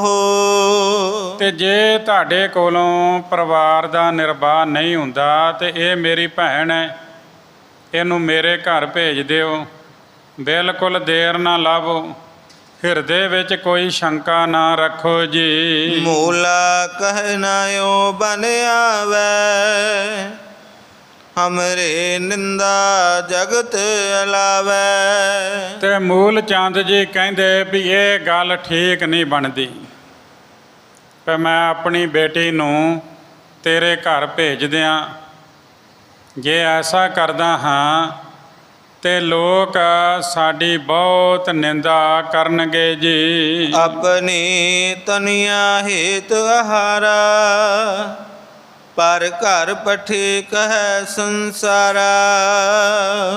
ਇਹ ਸੰਸਾਰ ਦੇ ਲੋਕ ਕਹਿਣਗੇ ਕਿ ਮੂਲ ਚੰਦ ਨੇ ਆਪਣੀ ਬੇਟੀ ਰੋਟੀ ਦੇ ਕਾਰਨ ਪਰਾਏ ਘਰ ਭੇਜ ਦਿੱਤੀ ਹੈ ਜੀ। ਕਹਿ ਅਜਤਾ ਜੀ ਅਸ ਜਾਨੋ, ਨਿਜ ਮੁਖ ਤੇ ਤੂਸ਼ਨ ਇਮ ਠਾਨੋ। ਤੇ ਜੇਤਾ ਕਹਿਣ ਲੱਗਾ ਵੀ ਜੇ ਤੁਸੀਂ ਐਸਾ ਸਮਝਦੇ ਹੋ ਤੇ ਫਿਰ ਆਪਣੇ ਮੂੰਹ ਤੋਂ ਕੁਝ ਸ਼ਬਦ ਨਾ ਬੋਲੋ, ਫਿਰ ਚੁੱਪ ਧਾਰਨ ਕਰ ਲਵੋ ਜੀ। ਕਿਆ ਇਨ ਆਗੇ ਜਾਏ ਬਖਾਨੋ, ਜਿਨ ਕੋ ਭੇਦ ਸੋ ਜਾਏ ਨਾ ਜਾਣਿਓ। ਕਹਿਣ ਲੱਗੇ ਵੀ ਗੁਰੂ ਜੀ ਦੇ ਅੱਗੇ ਕੀ ਬੋਲਦੇ ਹੋ, ਜਿਨ੍ਹਾਂ ਦਾ ਭੇਦ ਨਹੀਂ ਜਾਣਿਆ ਜਾ ਸਕਦਾ ਜੀ। ਦੁਖ ਸੁਖ ਮਹਿ ਸਮਤਾ ਇਨ ਕੇਰੇ, ਸਾਧ ਰੂਪ ਹੈ ਬ੍ਰਿਕਤ ਕਨੇਰੇ। ਦੁੱਖ ਸੁਖ ਮੈਂ ਸਮਤਾ ਇਨ ਕੇਰੀ, ਇਹ ਤਾਂ ਦੁੱਖ ਸੁੱਖ ਵਿੱਚ ਇੱਕ ਸਮਾਨ ਹਨ। ਕੌਣ? ਗੁਰੂ ਨਾਨਕ ਦੇਵ ਜੀ ਮਹਾਰਾਜ। ਨਾ ਉਹਨਾਂ ਨੂੰ ਬਹੁਤਾ ਸੁੱਖ ਖੁਸ਼ ਕਰ ਸਕਦਾ ਹੈ, ਨਾ ਉਹਨਾਂ ਨੂੰ ਦੁੱਖ ਦੁਖੀ ਕਰ ਸਕਦਾ ਹੈ। ਉਹ ਤਾਂ ਹਮੇਸ਼ਾ ਇੱਕ ਸਮਾਨ ਰਹਿੰਦੇ ਨੇ। ਨਾ ਦੁੱਖ ਵਿੱਚ ਪਰਮਾਤਮਾ ਨੂੰ ਕੋਈ ਲਾਂਭਾ ਦਿੰਦੇ ਨੇ, ਨਾ ਸੁੱਖ ਦੇ ਵਿੱਚ ਬਹੁਤਾ ਸੁਖੀ ਹੋ ਕੇ ਸੰਸਾਰ ਦੇ ਪਦਾਰਥਾਂ ਨੂੰ ਤਰਜੀਹ ਦਿੰਦੇ। ਉਹ ਤਾਂ ਰੱਬ ਦੇ ਨਾਮ ਨਾਲ ਹੀ ਜੁੜੇ ਰਹਿੰਦੇ ਨੇ। ਕਹਿੰਦੇ ਸਾਧੂ ਸਰੂਪ ਤੇ ਬਹੁਤ ਤਿਆਗੀ ਹਨ ਜੀ। ਮੂਲਾ ਭਨਤ ਕਹਿ ਜਿਹ ਸਾਧੂ, ਇਹ ਸਮ ਕੋ ਨਾ ਕਰੈ ਅਪਰਾਧੂ। ਤੇ ਜਦੋਂ ਜਿੱਤੇ ਨੇ ਆਖਿਆ ਨਾ ਵੀ ਇਹ ਤਾਂ ਸਾਧੂ ਹਨ, ਤੇ ਮੂਲ ਚੰਦ ਜੀ ਕਹਿੰਦੇ ਵੀ ਚੰਗੇ ਸਾਧੂ ਨੇ, ਜਿਨ੍ਹਾਂ ਨੂੰ ਤੁਸੀਂ ਸਾਧੂ ਕਹਿੰਦੇ ਹੋ, ਇਹਨਾਂ ਦੇ ਬਰਾਬਰ ਤਾਂ ਕਿਸੇ ਨੇ ਕੋਈ ਅਪਰਾਧ ਵੀ ਨਹੀਂ ਕੀਤਾ। ਜਿੰਨਾ ਵੱਡਾ ਇਹਨਾਂ ਨੇ ਕਸੂਰ ਕੀਤਾ ਏ, ਹੋਰ ਕੋਈ ਨਹੀਂ ਕਰਦਾ ਜੀ। ਇਸ ਜੈਸਾ ਖੋਟਾ ਨਾ ਕੋ, ਨਿਤ ਛਾਤੀ ਕੀਏ ਦਾਹ। ਇਹੋ ਜਿਹਾ ਤਾਂ ਕੋਈ ਖੋਟਾ ਨਹੀਂ ਹੈ ਜੋ ਹਮੇਸ਼ਾ ਸਾਡਾ ਸੀਨਾ ਸਾੜਦਾ ਹੈ ਜੀ। ਕੌਣ ਸੋ ਲਛਨ ਸਾਧ ਕੋ, ਨਾਮ ਪਰਿਓ ਜਗ ਮਾਹੇ। ਕਹਿਣ ਲੱਗੇ ਚੌਧਰੀ ਸਾਹਿਬ ਦੱਸੋ ਵੀ ਇਹਦੇ ਵਿੱਚ ਕਿਹੜਾ ਲੱਛਣ ਸਾਧੂ ਵਾਲਾ ਹੈ, ਜਿਸ ਕਰਕੇ ਇਹਨਾਂ ਨੂੰ ਸਾਧੂ ਆਖੀਏ ਜੀ। ਚੰਦੋ ਰਾਣੀ ਕਰ ਕੀ ਫੇਰ, ਤਪਾ ਰਾਖਿਓ ਆਖਿਆ ਟੇਰ। ਕਵੀ ਜੀ ਦੇ ਲਿਖਣ ਅਨੁਸਾਰ ਇੱਦਾਂ ਪ੍ਰਤੀਤ ਹੁੰਦਾ ਹੈ ਕਿ ਗੁਰੂ ਨਾਨਕ ਦੇਵ ਜੀ ਦੀ ਸੱਸ ਮਾਂ ਬੜੇ ਉਹ ਕਠੋਰ ਸੁਭਾਅ ਵਾਲੀ, ਜਦੋਂ ਕਹਿੰਦੇ ਸਖਤ ਸੁਭਾਅ ਵਾਲੀ ਸੀ। ਜਿਹੜੀ ਗੱਲ ਕਰਨੀ ਉਹ ਕੜਕਾ ਕੇ ਕਰਨੀ, ਕੋਈ ਓਲਾ ਛੱਪਾ ਨਹੀਂ ਰੱਖਣਾ। ਹੁਣ ਗੱਲ ਕਰਦਿਆਂ ਕਰਦਿਆਂ ਫੇਰ ਚੰਦੋ ਰਾਣੀ ਕੜਕ ਕੇ ਬੋਲੀ ਹੈ। ਕਵੀ ਜੀ ਲਿਖਦੇ ਨੇ ਚੰਦੋ ਰਾਣੀ ਕਰਕੀ ਫੇਰ, ਉਹ ਫੇਰ ਕੜਕੀ ਹੈ, ਭਾਵ ਉੱਚੀ ਆਵਾਜ਼ ਵਿੱਚ ਬੋਲੀ ਹੈ। ਲੋਕਾਂ ਨੂੰ ਕਹਿ ਕੇ ਆਪਣਾ ਨਾਂ ਤਾਂ ਇਹਨੇ ਤਪਾ ਰਖਾ ਲਿਆ ਹੈ ਜੀ। ਕੀਨੋ ਵਹਿਰ ਫਕੀਰੀ ਬਿਸਾ ਤੇ ਸੁਤ ਤਜ ਕੈ ਫਿਰਿਓ ਵਿਦੇਸਾ। ਬਾਹਰੋਂ ਤਾਂ ਫਕੀਰੀ ਦਾ ਵੇਸ ਬਣਾਇਆ ਹੋਇਆ ਹੈ ਤੇ ਪਤਨੀ ਤੇ ਪੁੱਤਰਾਂ ਨੂੰ ਛੱਡ ਕੇ ਵਿਦੇਸ਼ਾਂ ਵਿੱਚ ਘੁੰਮਦਾ ਰਿਹਾ ਹੈ ਜੀ। ਕਰ ਅਨਾਥ ਤਿਨ ਗਇਓ ਪਲਾਏ ਤਨਕ ਨ ਮਨ ਮੈਂ ਕਰੁਣਾ ਆਏ। ਆਪਣੇ ਪੁੱਤਰਾਂ ਨੂੰ ਇਹ ਅਨਾਥ ਕਰਕੇ ਆਪ ਦੌੜ ਗਿਆ। ਇਹਦੇ ਮਨ ਵਿੱਚ ਥੋੜੀ ਜਿੰਨੀ ਵੀ ਦਇਆ ਨਹੀਂ ਆਈ ਜੀ। ਹਉ ਪਰਮੇਸ਼ਰ ਕੋ ਭੈ ਕਰਕੇ ਇਸ ਕੋ ਕਹਿਤ ਨਾ ਕਛੂ ਵਿਚਰ ਕੈ। ਮੈਂ ਕਰਤਾਰ ਤੋਂ ਡਰ ਕੇ ਇਸ ਨੂੰ ਜਾਣ ਬੁੱਝ ਕੇ ਹੀ ਕੁਝ ਨਹੀਂ ਕਹਿੰਦੀ। ਇਹ ਗੁਰੂ ਸਾਹਿਬ ਜੀ ਦੀ ਸੱਸ ਮਾਂ ਕਹਿ ਰਹੇ ਨੇ। ਕਹਿੰਦੀ ਮੈਂ ਜਾਣ ਬੁੱਝ ਕੇ ਇਹਨੂੰ ਕੁਝ ਨਹੀਂ ਕਹਿੰਦੀ ਜੀ। ਨਾ ਤੁਰ ਮੈਂ ਅਬ ਕਰੋ ਖੁਆਰੋ ਪ੍ਰਗਟਾਵੋ ਇਹ ਸਵਾਂਗ ਕੁਚਾਰੋ। ਨਹੀਂ ਤਾਂ ਹੁਣ ਤੱਕ ਤੇ ਮੈਂ ਇਹਨੂੰ ਖੁਆਰ ਕਰ ਦਿੰਦੀ। ਇਹਦਾ ਖੋਟੀ ਚਾਲ ਵਾਲਾ ਸਵਾਂਗ ਲੋਕਾਂ ਵਿੱਚ ਪ੍ਰਗਟ ਕਰ ਦਿੰਦੇ ਜੀ। ਸੁਨ ਸ਼੍ਰੀ ਗੁਰ ਤੁਸ਼ਨ ਹੈ ਰਹੇ ਤਨਕ ਬਦਨ ਤੇ ਬਚਨ ਨਾ ਕਹੇ। ਇਹ ਸਾਰਾ ਕੁਝ ਸੁਣ ਕੇ ਗੁਰੂ ਨਾਨਕ ਦੇਵ ਜੀ ਚੁੱਪ ਹੀ ਰਹੇ ਹਨ। ਉਹ ਕੋਈ ਵੀ ਬਚਨ ਨਾ ਬੋਲੇ ਜੀ। ਬੋਲੀ ਬਹੁਰ ਸੁਲੱਖਣੀ ਤੁਮ ਸੰਗ ਬੋਲਨ ਕਾਜ। ਫਿਰ ਮਾਤਾ ਸੁਲੱਖਣੀ ਗੁਰੂ ਨਾਨਕ ਦੇਵ ਜੀ ਦੇ ਮਹਿਲ ਉਹ ਬੋਲੇ ਹਨ। ਕਹਿਣ ਲੱਗੇ ਤੁਹਾਡੇ ਨਾਲ ਗੱਲ ਕਰਨੀ ਮੇਰਾ ਫਰਜ਼ ਬਣਦਾ ਹੈ ਜੀ। ਇੱਕ ਵਾਰ ਜਗ ਲਾਜ ਤਜ ਕਿਉਂ ਕਰ ਭਇਓ ਨਿਲਾਜ। ਤੁਸੀਂ ਇੱਕੋ ਵਾਰ ਲੋਕ ਲਾਜ ਛੱਡ ਕੇ ਫਿਰ ਤੁਸੀਂ ਕਿਵੇਂ ਨਿਰਲੱਜ ਹੋ ਗਏ ਜੀ। ਕਿਉਂ ਤੁਮ ਫਿਰੇ ਮੋਹ ਸੰਗ ਲਾਵਨ ਜੇ ਤਨ ਭਗਵੋ ਭੇਖ ਦਿਗ ਬਨਾਵਨ।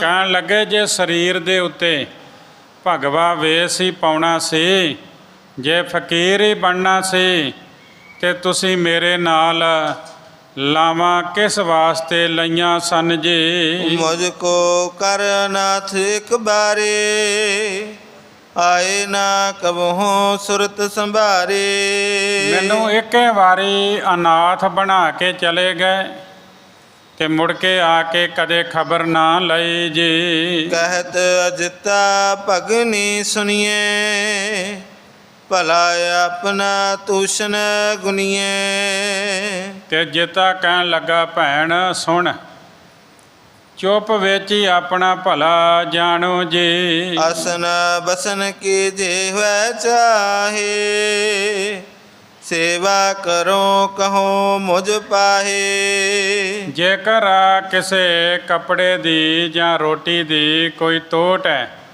ਤਾਂ ਮੈਨੂੰ ਦੱਸ ਭੈਣ, ਮੈਂ ਤੇਰੀ ਸੇਵਾ ਕਰਾਂਗਾ ਜੀ। ਮਾਤ ਪਿਤਾ ਤੇਰੇ ਕਹੈ ਕਹਿਣ ਉਚਿਤ ਤੁਝ ਨਾਹੀ। ਭੈਣ ਤੇਰੇ ਮਾਤਾ ਪਿਤਾ ਬੋਲਣ, ਤੇਰਾ ਬੋਲਣਾ ਇੱਥੇ ਉਚਿਤ ਨਹੀਂ ਹੈ, ਤੂੰ ਨਾ ਬੋਲ ਜੀ। ਮੁਖ ਤੇ ਭਨਤ ਕੋ ਬੋਲ ਕੋ ਵੈ ਵਿਰੋਧ ਤੁਮ ਮਾਹੇ। ਜੇ ਕੋਈ ਮੂੰਹ ਮੰਦਾ ਬੋਲ ਬੋਲਿਆ ਗਿਆ ਤਾਂ ਇਹ ਬੋਲਣਾ ਤੇਰੇ ਵਿਰੁੱਧ ਹੋਵੇਗਾ ਜੀ। ਹੈ ਇਨਕੇ ਸੰਗ ਤੁਮਰੋ ਕਾਜਾ ਇਨਹੀ ਸੋ ਸਭ ਬਿਦ ਸੁਖ ਸਾਜਾ। ਤੇਰਾ ਵਿਆਹ ਇਹਨਾਂ ਦੇ ਨਾਲ ਹੋਇਆ ਹੈ, ਸੋ ਤੂੰ ਇਹਨਾਂ ਕੋਲੋਂ ਹੀ ਸਾਰੇ ਢੰਗ ਦੇ ਸੁੱਖਾਂ ਦੇ ਲਾਭ ਲੈਣੇ ਹਨ ਜੀ। ਕਹਿ ਸੁਲਖਣੀ ਸੁਨ ਮਮ ਭਾਏ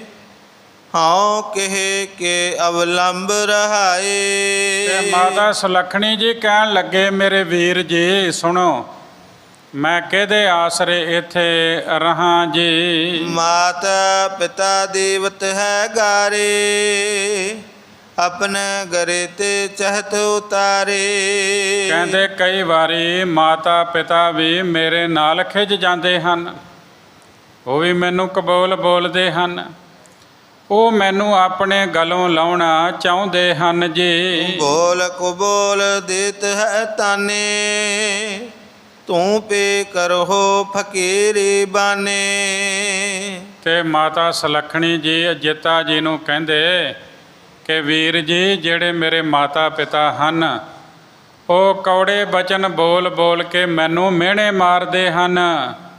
ਉਹ ਕਹਿੰਦੇ ਸੁਲੱਖਣੀ ਤੂੰ ਵੀ ਫਕੀਰੀ ਬਣ ਪਾ ਲੈ ਜੀ। ਜਾਏ ਬੈਠ ਨਿਜ ਪਤ ਕੇ ਪਾਸੋ, ਸਾਧੂ ਭੇਖ ਕਰੋ ਜਸ ਤਾਸੋ। ਇਹ ਮੇਰੇ ਮਾਤਾ ਪਿਤਾ ਕਹਿੰਦੇ ਨੇ ਸੁਲੱਖਣੀ ਤੂੰ ਵੀ ਫਕੀਰੀ ਬਾਣਾ ਪਾ ਲੈ ਤੇ ਆਪਣੇ ਪਤੀ ਦੇ ਕੋਲ ਜਾ ਕੇ ਬਹਿ ਜਾ, ਦੋਵੇਂ ਮਿਲ ਕੇ ਫਕੀਰੀ ਬਾਣੇ ਦੀ ਸ਼ੋਭਾ ਵਧਾਓ ਜੀ। ਪਰੇ ਗਰੇ ਤੂੰ ਸਦਾ ਹਮਾਰੇ, ਸੋ ਸਭ ਸਾਚੇ ਕਰਤ ਉਚਾਰੇ। ਮੇਰੇ ਮਾਤਾ ਪਿਤਾ ਕਹਿੰਦੇ ਕਿ ਤੂੰ ਸਾਡੇ ਗਲ ਹੀ ਪੈ ਗਈ ਹੈ।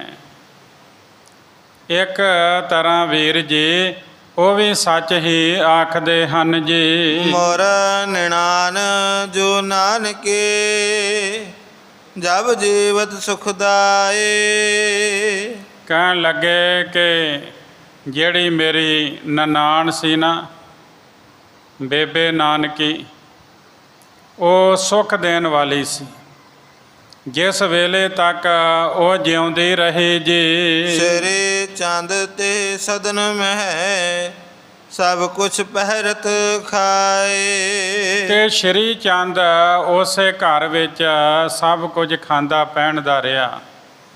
ਜਦੋਂ ਗੁਰੂ ਸਾਹਿਬ ਜੀ ਪਹਿਲੀ ਉਦਾਸੀ 'ਤੇ ਚਲੇ ਗਏ ਨਾ, ਤੇ ਉਸ ਵੇਲੇ ਸਮਝਾਉਣ ਲਈ ਗੁਰੂ ਸਾਹਿਬ ਦੇ ਸੱਸ ਸਹੁਰਾ ਸਾਰੇ ਆਏ ਹੋਏ ਸਨ।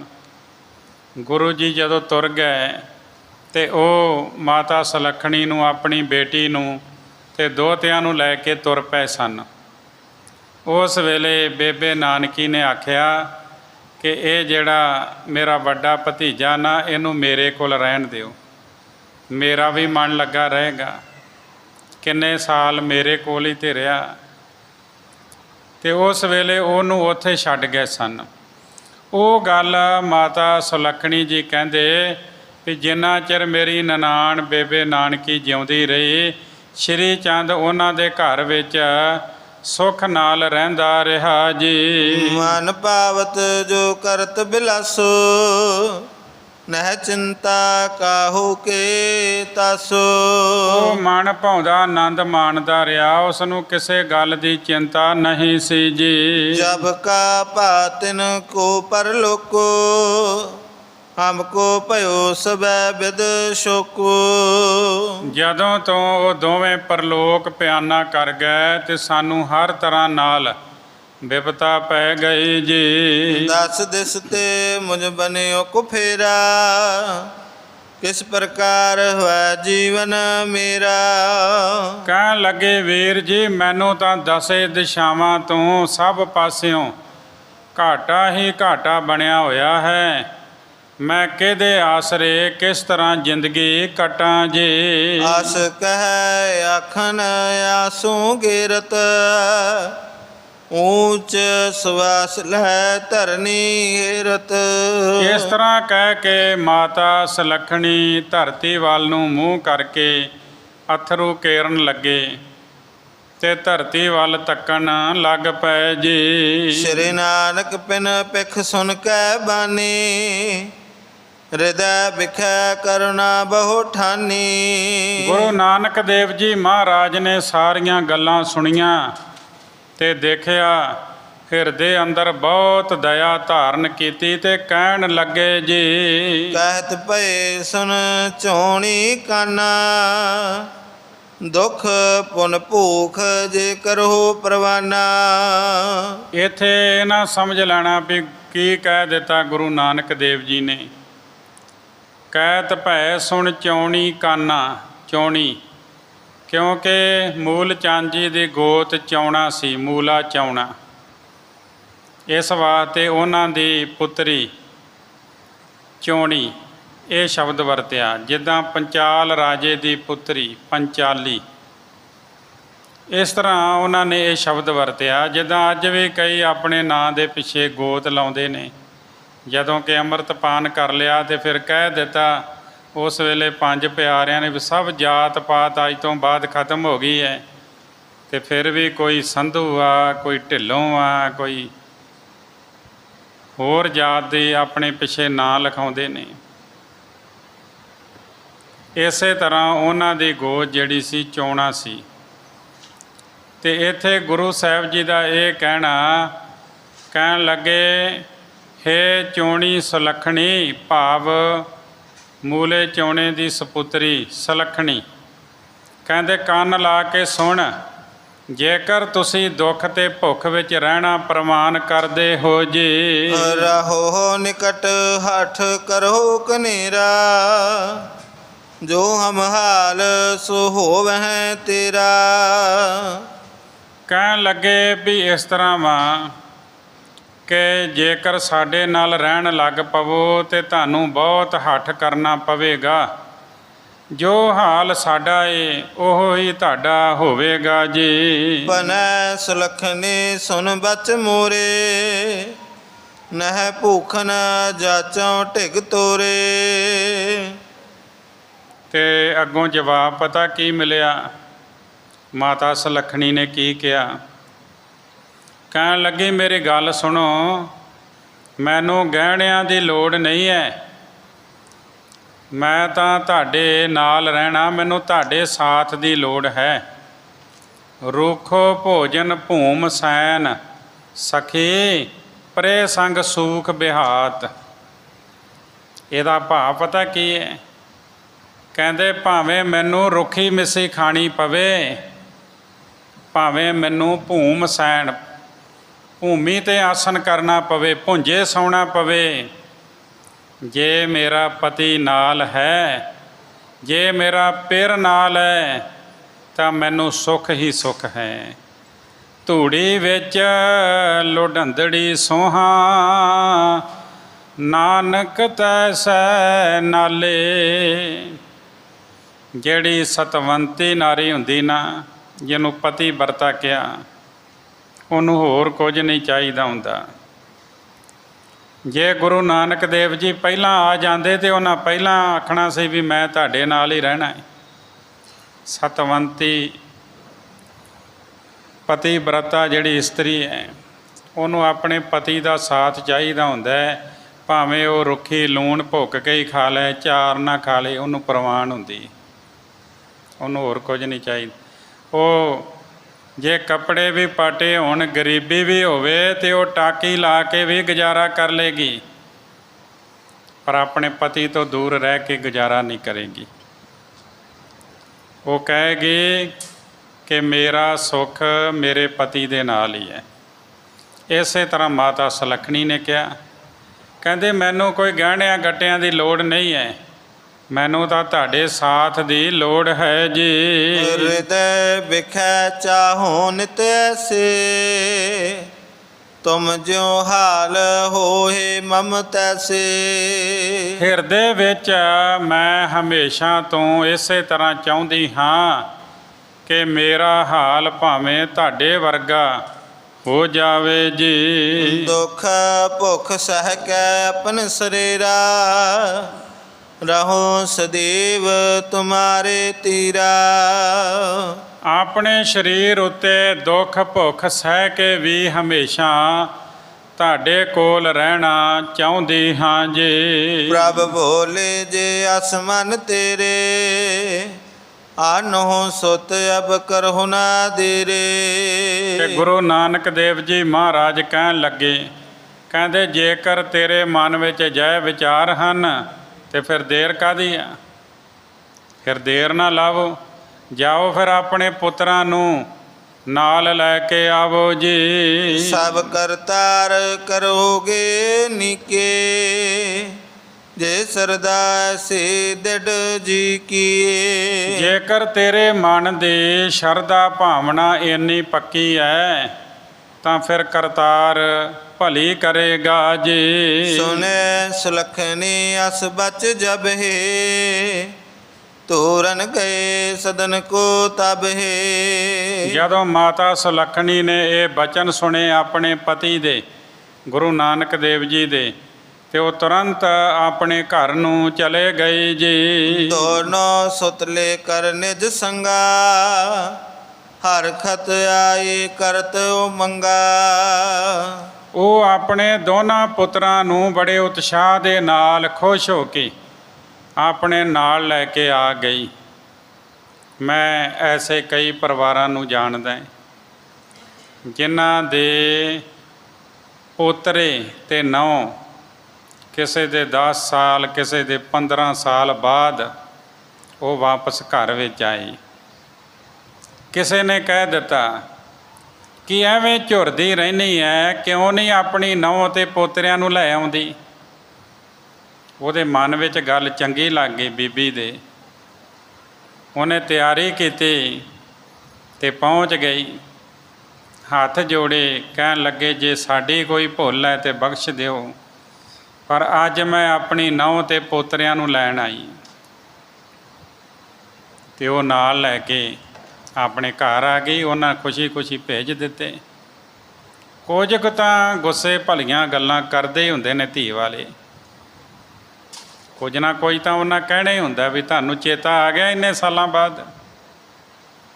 ਪਰ ਉਸ ਵੇਲੇ ਸਿਆਣਾ ਬੰਦਾ ਜਿਹੜਾ ਹੁੰਦਾ ਨਾ, ਉਹ ਚੁੱਪ ਕਰਕੇ ਬੜੇ ਪਿਆਰ ਦੇ ਨਾਲ ਉਹ ਨਿਮਰਤਾ ਤੋਂ ਕੰਮ ਲੈਂਦਾ ਹੈ। ਉਹ ਬੱਚੇ ਪੁਲਿਸ ਦੇ ਵਿੱਚ ਵੱਡੇ ਅਫਸਰ ਬਣੇ ਹੋਏ ਨੇ। ਹੋਰ ਕਈ ਇਸ ਤਰ੍ਹਾਂ, ਕੋਈ 2 ਸਾਲ ਬਾਅਦ, ਕੋਈ 5 ਸਾਲ ਬਾਅਦ, ਕੋਈ 10 ਸਾਲ ਬਾਅਦ ਉਹ ਆਪਣੇ ਦਾਦਕੇ ਪਿੰਡ ਵਾਪਸ ਆਏ ਬੱਚੇ, ਔਰ ਆਪਣੀ ਮਾਂ ਦੇ ਨਾਲ ਆਏ। ਜਿੱਦਾਂ ਹੁਣ ਮਾਤਾ ਸੁਲੱਖਣੀ ਗੁਰੂ ਸਾਹਿਬ ਜੀ ਦੇ ਬਚਨ ਸੁਣ ਕੇ ਉਹ ਜਲਦੀ ਜਲਦੀ ਦੌੜ ਗਏ ਘਰ ਨੂੰ ਕਿ ਮੈਂ ਆਪਣੇ ਪੁੱਤਰਾਂ ਨੂੰ ਲੈ ਕੇ ਆਉਣੀ ਹੈ। ਤੇ ਉਹ ਆਪਣੇ ਪੁੱਤਰਾਂ ਨੂੰ ਲੈ ਕੇ ਫਿਰ ਆਏ। ਗੁਰੂ ਨੇ ਆਖਿਆ ਜਾਓ, ਫਿਰ ਕਰਤਾਰ ਭਲੀ ਕਰੇਗਾ। ਤੇ ਦੋਨਾਂ ਪੁੱਤਰਾਂ ਨੂੰ ਬੜੇ ਉਤਸ਼ਾਹ ਦੇ ਨਾਲ ਖੁਸ਼ ਹੋ ਕੇ ਆਪਣੇ ਨਾਲ ਲੈ ਕੇ ਆ ਗਏ ਜੀ। ਮੋਲ ਚੰਦ ਪੁਨ ਚੰਦੋ ਰਾਣੀ, ਘਰ ਗਮਨੀ ਮਨ ਬਹੁ ਮੁਰਝਾਣੀ। ਮੂਲ ਚੰਦ ਜੀ ਤੇ ਚੰਦੋ ਰਾਣੀ ਜਿਹੜੇ ਗੁਰੂ ਨੂੰ ਬੜੇ ਕਠੋਰ ਸ਼ਬਦ ਕਹਿ ਰਹੇ ਸਨ, ਉਹ ਮੁਰਝਾਏ ਹੋਏ ਮਨ ਦੇ ਨਾਲ ਘਰ ਨੂੰ ਚਲੇ ਗਏ ਜੀ। ਬਾਹਰੋਂ ਬੋਲਣਾ ਕੋ ਆਵਤ, ਹਵੈ ਤੂਸ਼ਨ ਹਿਰਦੇ ਪਛਤਾਵਤ।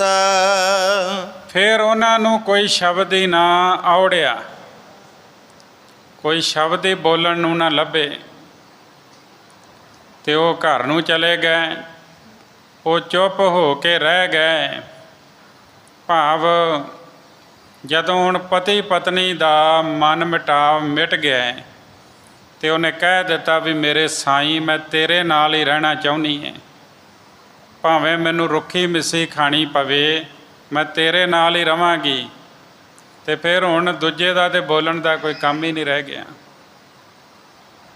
ਕਹਿੰਦੇ ਗੁਰੂ ਸਾਹਿਬ ਜੀ ਦੇ ਸੱਸ ਤੇ ਸਹੁਰਾ ਮੂਲ ਚੰਦ ਤੇ ਚੰਦੋ ਰਾਣੀ ਉਹ ਬਹੁਤ ਪਛਤਾਉਣ ਲੱਗੇ ਹਨ ਜੀ। ਸਿਰੇ ਚੰਦ ਕੋ ਸੰਗ ਲੈ, ਦੂਸਰ ਲਖਮੀ ਦਾਸ। ਮਾਤਾ ਸੁਲੱਖਣੀ ਜੀ ਉਹ ਇੱਕ ਤਾਂ ਵੱਡੇ ਸਪੁੱਤਰ ਸ਼੍ਰੀ ਚੰਦ ਨੂੰ ਨਾਲ ਲਿਆ ਹੈ, ਦੂਜਾ ਸਪੁੱਤਰ ਲਖਮੀ ਦਾਸ ਹੈ ਜੀ। ਆਏ ਸੁਲੱਖਣੀ ਬੈਠ ਗਏ, ਪਾਏ ਹਰਖ ਸੁਖ ਰਾਸ। ਤੇ ਮਾਤਾ ਸੁਲੱਖਣੀ ਜੀ ਸੁੱਖਾਂ ਦੀ ਪੂੰਜੀ ਗੁਰੂ ਜੀ ਦੇ ਕੋਲ ਆ ਕੇ ਪ੍ਰਸੰਨ ਚਿੱਤ ਹੋ ਕੇ ਬੈਠ ਗਏ ਹਨ ਜੀ। ਜਹ ਬੈਠੇ ਅਗ ਓਘ ਨਿਕੰਦਨ, ਦ્વੈ ਸੁਤ ਕੀਨ ਚਰਨ ਪੁਰ ਬੰਦਨ। ਕਵੀ ਜੀ ਕਹਿੰਦੇ ਨੇ ਕਿ ਜਿੱਥੇ ਸਾਰੇ ਪਾਪਾਂ ਦੇ ਕੱਟਣ ਵਾਲੇ ਗੁਰੂ ਜੀ ਬੈਠੇ ਸਨ, ਉੱਥੇ ਆਣ ਕੇ ਦੋਵਾਂ ਪੁੱਤਰਾਂ ਨੇ ਸ਼੍ਰੀ ਚੰਦ ਜੀ ਤੇ ਲਖਮੀ ਦਾਸ ਨੇ ਗੁਰੂ ਜੀ ਦੇ ਚਰਨਾਂ ਉੱਤੇ ਮੱਥਾ ਟੇਕਿਆ ਜੀ। ਰਹਿਣ ਲਗੇ ਨਿਜ ਪਿਤ ਕੇ ਪਾਸੋ, ਚਿੰਤਾ ਸਗਰੇ ਕੀਨ ਬਿਨਾਸੋ। ਉਹ ਆਪਣੇ ਪਿਤਾ ਜੀ ਦੇ ਕੋਲ ਰਹਿਣ ਲੱਗ ਪਏ ਤੇ ਉਹਨਾਂ ਨੇ ਸਾਰੀ ਚਿੰਤਾ ਮਿਟਾ ਦਿੱਤੀ ਜੀ। ਸਰਬ ਪ੍ਰਕਾਰਨ ਸੇਵਾ ਜੋ, ਕਰ ਹੈ ਅਜਿਤਾ ਹਿਤ ਧਰ ਸੋ। ਕਹਿੰਦੇ ਜੋ ਹਰ ਪ੍ਰਕਾਰ ਦੀ ਸੇਵਾ ਸੀ ਉਹ ਅਜਿਤਾ ਰੰਧਾਵਾ ਬੜੇ ਪ੍ਰੇਮ ਦੇ ਨਾਲ ਕਰਦਾ ਰਿਹਾ ਜੀ। ਅਤ ਅਜ਼ਮਤ ਮਹਿ ਪੂਰਨ ਹੋਇਓ, ਜਨਮ ਮਰਨ ਕੋ ਸੰਸਾ ਖੋਇਓ। ਅਜਿਤਾ ਵਡੱਪਣ ਵਿੱਚ ਬਹੁਤ ਪੂਰਨ ਹੋਇਆ ਤੇ ਉਹਨੇ ਜਨਮ ਮਰਨ ਦਾ ਸੰਸਾ ਜਿਹੜਾ ਸੀ ਉਹ ਮਿਟਾ ਲਿਆ ਜੀ। ਬਿਸ਼ਨੈ ਤੇ ਬੈਰਾਗ ਹੈ, ਕਰ ਗੁਰ ਪਗ ਅਨੁਰਾਗ। ਕਹਿੰਦੇ ਹੈ ਮੇਰੇ ਮਨ ਵਿਸ਼ੇ ਵਿਕਾਰਾਂ ਤੋਂ ਵੈਰਾਗੀ ਹੋ ਕੇ ਗੁਰੂ ਜੀ ਦੇ ਚਰਨ ਕਮਲਾਂ ਨਾਲ ਪ੍ਰੇਮ ਕਰ ਜੀ। ਲੈਵ ਲਗਾਏ ਜਾਗਤ ਰਹੋ, ਸਿਮਰ ਨਾਮ ਵੱਡ ਭਾਗ।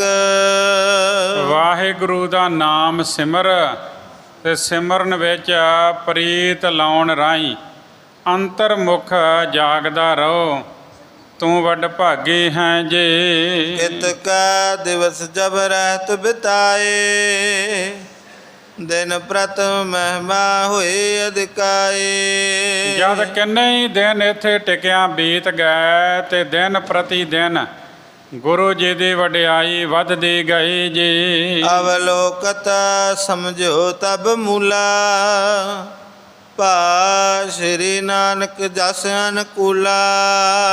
ਇਹ ਵੇਖ ਕੇ ਮੂਲ ਚੰਦ ਜੀ ਸਮਝ ਗਏ ਗੁਰੂ ਨਾਨਕ ਦੇਵ ਜੀ ਦੀ ਮਹਿਮਾ ਦੇ ਅਨੁਕੂਲ ਹੀ ਹੋ ਜਾਈਏ ਜੀ। ਆਇਓ ਅਪਰ ਤਜੇ ਸਭ ਗਿਨਤੇ, ਹਾਥ ਜੋੜ ਕੈ ਕੀਨੀ ਬਿਨਤੇ।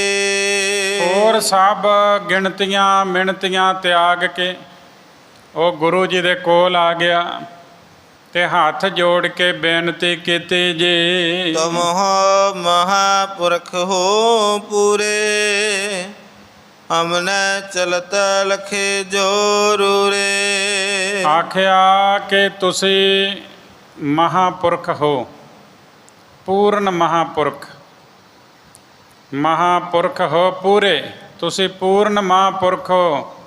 ਸਾਡਾ ਕੋਈ ਜਿਹਾ ਚਰਿੱਤਰ ਨਹੀਂ, ਸਾਡੇ ਵਿੱਚ ਕੋਈ ਜਿਹਾ ਗੁਣ ਨਹੀਂ ਹੈ ਜਿਹਨੂੰ ਦੇਖ ਕੇ ਲੋਕ ਸਾਨੂੰ ਚੰਗਾ ਕਹਿਣ ਜੀ। ਨਿਸ ਦਿਨ ਨਿੰਦਤ ਰਹੇ ਬਿਸਾਲਾ, ਪਚੇ ਭਏ ਨਿਤ ਜਗਤ ਜੰਜਾਲਾ। ਅਸੀਂ ਨਿਤਾ ਪ੍ਰਤੀ ਜਗਤ ਦੇ ਜੰਜਾਲਾਂ ਵਿੱਚ ਖਚਿਤ ਹੋਏ ਰਹੇ ਹਾਂ ਤੇ ਆਪ ਜੀ ਨੂੰ ਨਿੰਦਦੇ ਰਹੇ ਹਾਂ ਜੀ। ਅਵਗਣ ਕਰੇ ਬਖਸ਼ੀਏ ਮੋਹੇ, ਹੈ ਹਮਾਰੇ ਲੱਜਿਆ ਤੋਹੇ। ਆਖਿਆ ਕਿ ਜਿਹੜੇ ਅਸੀਂ ਔਗਣ ਕੀਤੇ ਨੇ ਨਾ, ਜਿਹੜੇ ਅਸੀਂ ਗੁਨਾਹ ਕੀਤੇ ਹਨ, ਇਹ ਮੇਰੇ ਬਖਸ਼ ਦਿਓ। ਤੁਹਾਨੂੰ ਹੀ ਤੁਹਾਡੇ ਹੱਥ ਹੀ ਸਾਡੀ ਲਾਜ ਹੈ ਜੀ। ਦੇਨ ਪਏ ਕੋ ਦੇਖ ਦਿਆਲਾ, ਕਹੇ ਬਚਨ ਕਰ ਕਿਰਪਾ ਵਿਸਾਲਾ। ਉਸ ਨੂੰ ਨਿਰਮਾਣ ਹੋਇਆ ਵੇਖ ਕੇ ਦਿਆਲੂ ਗੁਰੂ ਜੀ ਨੇ ਬਹੁਤ ਕਿਰਪਾਲਤਾ ਸਹਿਤ ਬਚਨ ਕੀਤੇ ਜੀ। ਸਿਮਰਹੁ ਸਤਨਾਮ ਗਤ ਦਾਏ, ਸਤ ਸੰਗਤ ਮਹਿ ਮਿਲ ਸੁਖ ਪਾਏ। ਕਹਿੰਦੇ ਸਤ ਸੰਗਤ ਵਿੱਚ ਮਿਲ ਕੇ ਮੁਕਤੀ ਦੇਣ ਵਾਲਾ ਪ੍ਰਭੂ ਦਾ ਨਾਮ ਸਤਨਾਮ ਵਾਹਿਗੁਰੂ ਇਹ ਸਿਮਰਨ ਕਰੋ। ਕਹਿੰਦੇ ਸਤ ਸੰਗਤ ਨਾਲ ਮਿਲ ਕੇ ਸੁੱਖਾਂ ਦੀ ਪ੍ਰਾਪਤੀ ਕਰੋ ਜੀ। ਕਰ ਬੰਧਨ ਕਰਤਾਰ ਅਗਾਰੇ, ਭਾਵ ਹੋਗੇ ਅਪਵਰਗ ਸੁਖਾਰੇ। ਪਰਮੇਸ਼ਰ ਕੋਲ ਬੇਨਤੀ ਕਰੋ, ਜਿਸ ਕਾਰਨ ਆਸਾਨੀ ਦੇ ਨਾਲ ਮੁਕਤੀ ਪ੍ਰਾਪਤ ਕਰ ਲਓਗੇ ਜੀ। ਇਸ ਬਿਦ ਸੁਨ ਕੈ ਸੀਸ ਨਿਵਾਇਓ, ਮੋਹ ਪਟਲ ਤਤ ਛਿਨ ਬਿਲ ਗਾਇਓ। ਇਸ ਤਰ੍ਹਾਂ ਸੁਣ ਕੇ ਮੂਲ ਚੰਦ ਨੇ ਆਪਣਾ ਸਿਰ ਨਵਾਇਆ। ਉਹਦਾ ਮੋਹ ਦਾ ਪਰਦਾ ਤੁਰੰਤ ਹੀ ਪਾਟ ਗਿਆ ਜੀ। ਸਿਮਰਨ ਮੈਂ ਲਿਵ ਲਗੇ ਸੁਹੇਲੇ, ਤਜੇ ਪਹਿਲ ਕੇ ਦ્વੈਤ ਦੁਹੇਲੇ। ਉਹਨੇ ਪਹਿਲਾਂ ਵਾਲੀ ਦਵੈਤ ਭਾਵਨਾ ਦਾ ਤਿਆਗ ਕਰ ਦਿੱਤਾ, ਜਿਹੜੀ ਦੁੱਖ ਦੇਣ ਵਾਲੀ ਸੀ, ਤੇ ਨਾਮ ਦੇ ਸਿਮਰਨ ਵਿੱਚ ਸੌਖਿਆਂ ਹੀ ਉਹਦੀ ਸੁਰਤੀ ਜੁੜ ਗਈ ਹੈ ਜੀ। ਆਨ ਸਦਨ ਨਿਜ ਤੀ ਸਮਝਾਏ, ਪਾਛਲ ਬਾਤਨ ਤੇ ਪਛਤਾਏ। ਤੇ ਘਰ ਆ ਕੇ ਆਪਣੀ ਪਤਨੀ ਚੰਦੋ ਰਾਣੀ ਨੂੰ ਸਮਝਾਉਣਾ ਕੀਤਾ ਮੂਲ ਚੰਦ ਨੇ, ਤੇ ਉਹ ਪਿਛਲੀਆਂ ਗੱਲਾਂ ਤੇ ਬਹੁਤ ਪਛਤਾਈ ਹੈ ਜੀ। ਕਿਤਕ ਕਾਲ ਕੀਨੋ ਸਤ ਸੰਗਾ, ਹਰ ਕੇ ਚਰਨਨ ਪ੍ਰੇਮ ਉਮੰਗਾ। ਕਿੰਨਾ ਸਮਾਂ ਮੂਲ ਚੰਦ ਤੇ ਚੰਦੋ ਰਾਣੀ ਕਰਤਾਰ ਦੇ ਚਰਨਾਂ ਵਿੱਚ ਸੁਰਤ ਜੋੜ ਕੇ ਪ੍ਰੇਮ ਤੇ ਰੀਝ ਸਹਿਤ ਸਤ ਸੰਗਤ ਕਰਦੇ ਰਹੇ ਜੀ। ਭਏ ਵਿਵੇਕੇ ਥੋਰਨ ਦਿਨ ਮੈਂ, ਸਤ ਅਸਤ ਲਖਿਓ ਸਭ ਮਨ ਮੈਂ। ਕਹਿੰਦੇ ਥੋੜੇ ਜਿਹੇ ਦਿਨਾਂ ਵਿੱਚ ਧਰਮ ਦੇ ਨਿਯਮਾਂ ਦੀ ਦ੍ਰਿੜ ਧਾਰਨਾ, ਅਸਲੀਅਤ ਨੂੰ ਜਾਣਨ ਵਾਲੇ ਬਣ ਗਏ, ਤੇ ਫਿਰ ਉਹਨਾਂ ਨੂੰ ਆਪਣੇ ਮਨ ਵਿੱਚ ਸੱਚ ਤੇ ਝੂਠ ਦੀ ਪਛਾਣ ਹੋ ਗਈ ਜੀ। ਆਰ ਬਲਾ ਪੂਰਨ ਪੁਨ ਹੋਏ, ਸੁਖ ਸੋ ਤਨ ਤਜ ਗੇ ਦਬ ਤਬ ਦੋਏ। ਫਿਰ ਉਹਨਾਂ ਦੀ ਉਮਰ ਪੂਰੀ ਹੋ ਗਈ, ਸਵਾਸ ਪੂਰੇ ਹੋ ਗਏ, ਤੇ ਦੋਵਾਂ ਸੁੱਖਾਂ ਸਹਿਤ ਆਪਣੇ ਸਰੀਰ ਤਿਆਗ ਦਿੱਤੇ। ਮਾਤਾ ਸੁਲੱਖਣੀ ਦੇ ਮਾਤਾ ਜੀ ਤੇ ਪਿਤਾ ਜੀ, ਮੂਲ ਚੰਦ ਜੀ ਤੇ ਚੰਦੋ ਰਾਣੀ ਜੀ, ਉਹ ਪਰਲੋਕ ਪਿਆਨਾ ਕਰ ਗਏ ਜੀ। ਗਵਨੇ ਪ੍ਰਭ ਕੇ ਭਵਨ ਸੁਹਾਵਨ, ਪਹੁੰਚੇ ਜਹਾਂ ਭਗਤ ਮਨ ਪਾਵਨ। ਕਹਿੰਦੇ ਕਿ ਉਹ ਦੋਵੇਂ ਸੁਹਾਵਣੇ ਬੈਕੁੰਠ ਨੂੰ ਚਲੇ ਗਏ। ਤੇ ਫਿਰ ਕਵੀ ਜੀ ਕਹਿੰਦੇ ਕਿ ਉਹ ਬੈਕੁੰਠ ਨੂੰ ਚਲੇ ਗਏ, ਤੇ ਪਵਿੱਤਰ ਮਨਾਂ ਵਾਲੇ ਭਗਤਾਂ ਦੀ ਮਨ ਭਾਉਂਦੀ ਜਿੱਥੇ ਥਾਂ ਹੈ, ਜੋ ਪਵਿੱਤਰ ਥਾਂ ਹੈ ਬੈਕੁੰਠ, ਜਿੱਥੇ ਪ੍ਰਭੂ ਦਾ ਵਾਸਾ ਹੈ। ਵਾਸਾ ਤੇ ਹਰ ਥਾਂ ਦੇ ਉੱਤੇ ਹੈ, ਇੱਥੇ ਵੀ ਹੈ, ਪਤਾਲ ਵਿੱਚ ਵੀ, ਆਕਾਸ਼ ਵਿੱਚ ਵੀ ਹੈ, ਪਰ ਉੱਥੇ ਵੀ ਹੈ। ਕਹਿ ਲੋ ਕਿ ਪ੍ਰਭੂ ਵਿੱਚ ਉਹਨਾਂ ਦੀ ਲੀਨਤਾ ਹੋ ਗਈ ਜੀ। ਸ਼੍ਰੀ ਨਾਨਕ ਤਿਨ ਕੇ ਗਤ ਕਰਕੇ,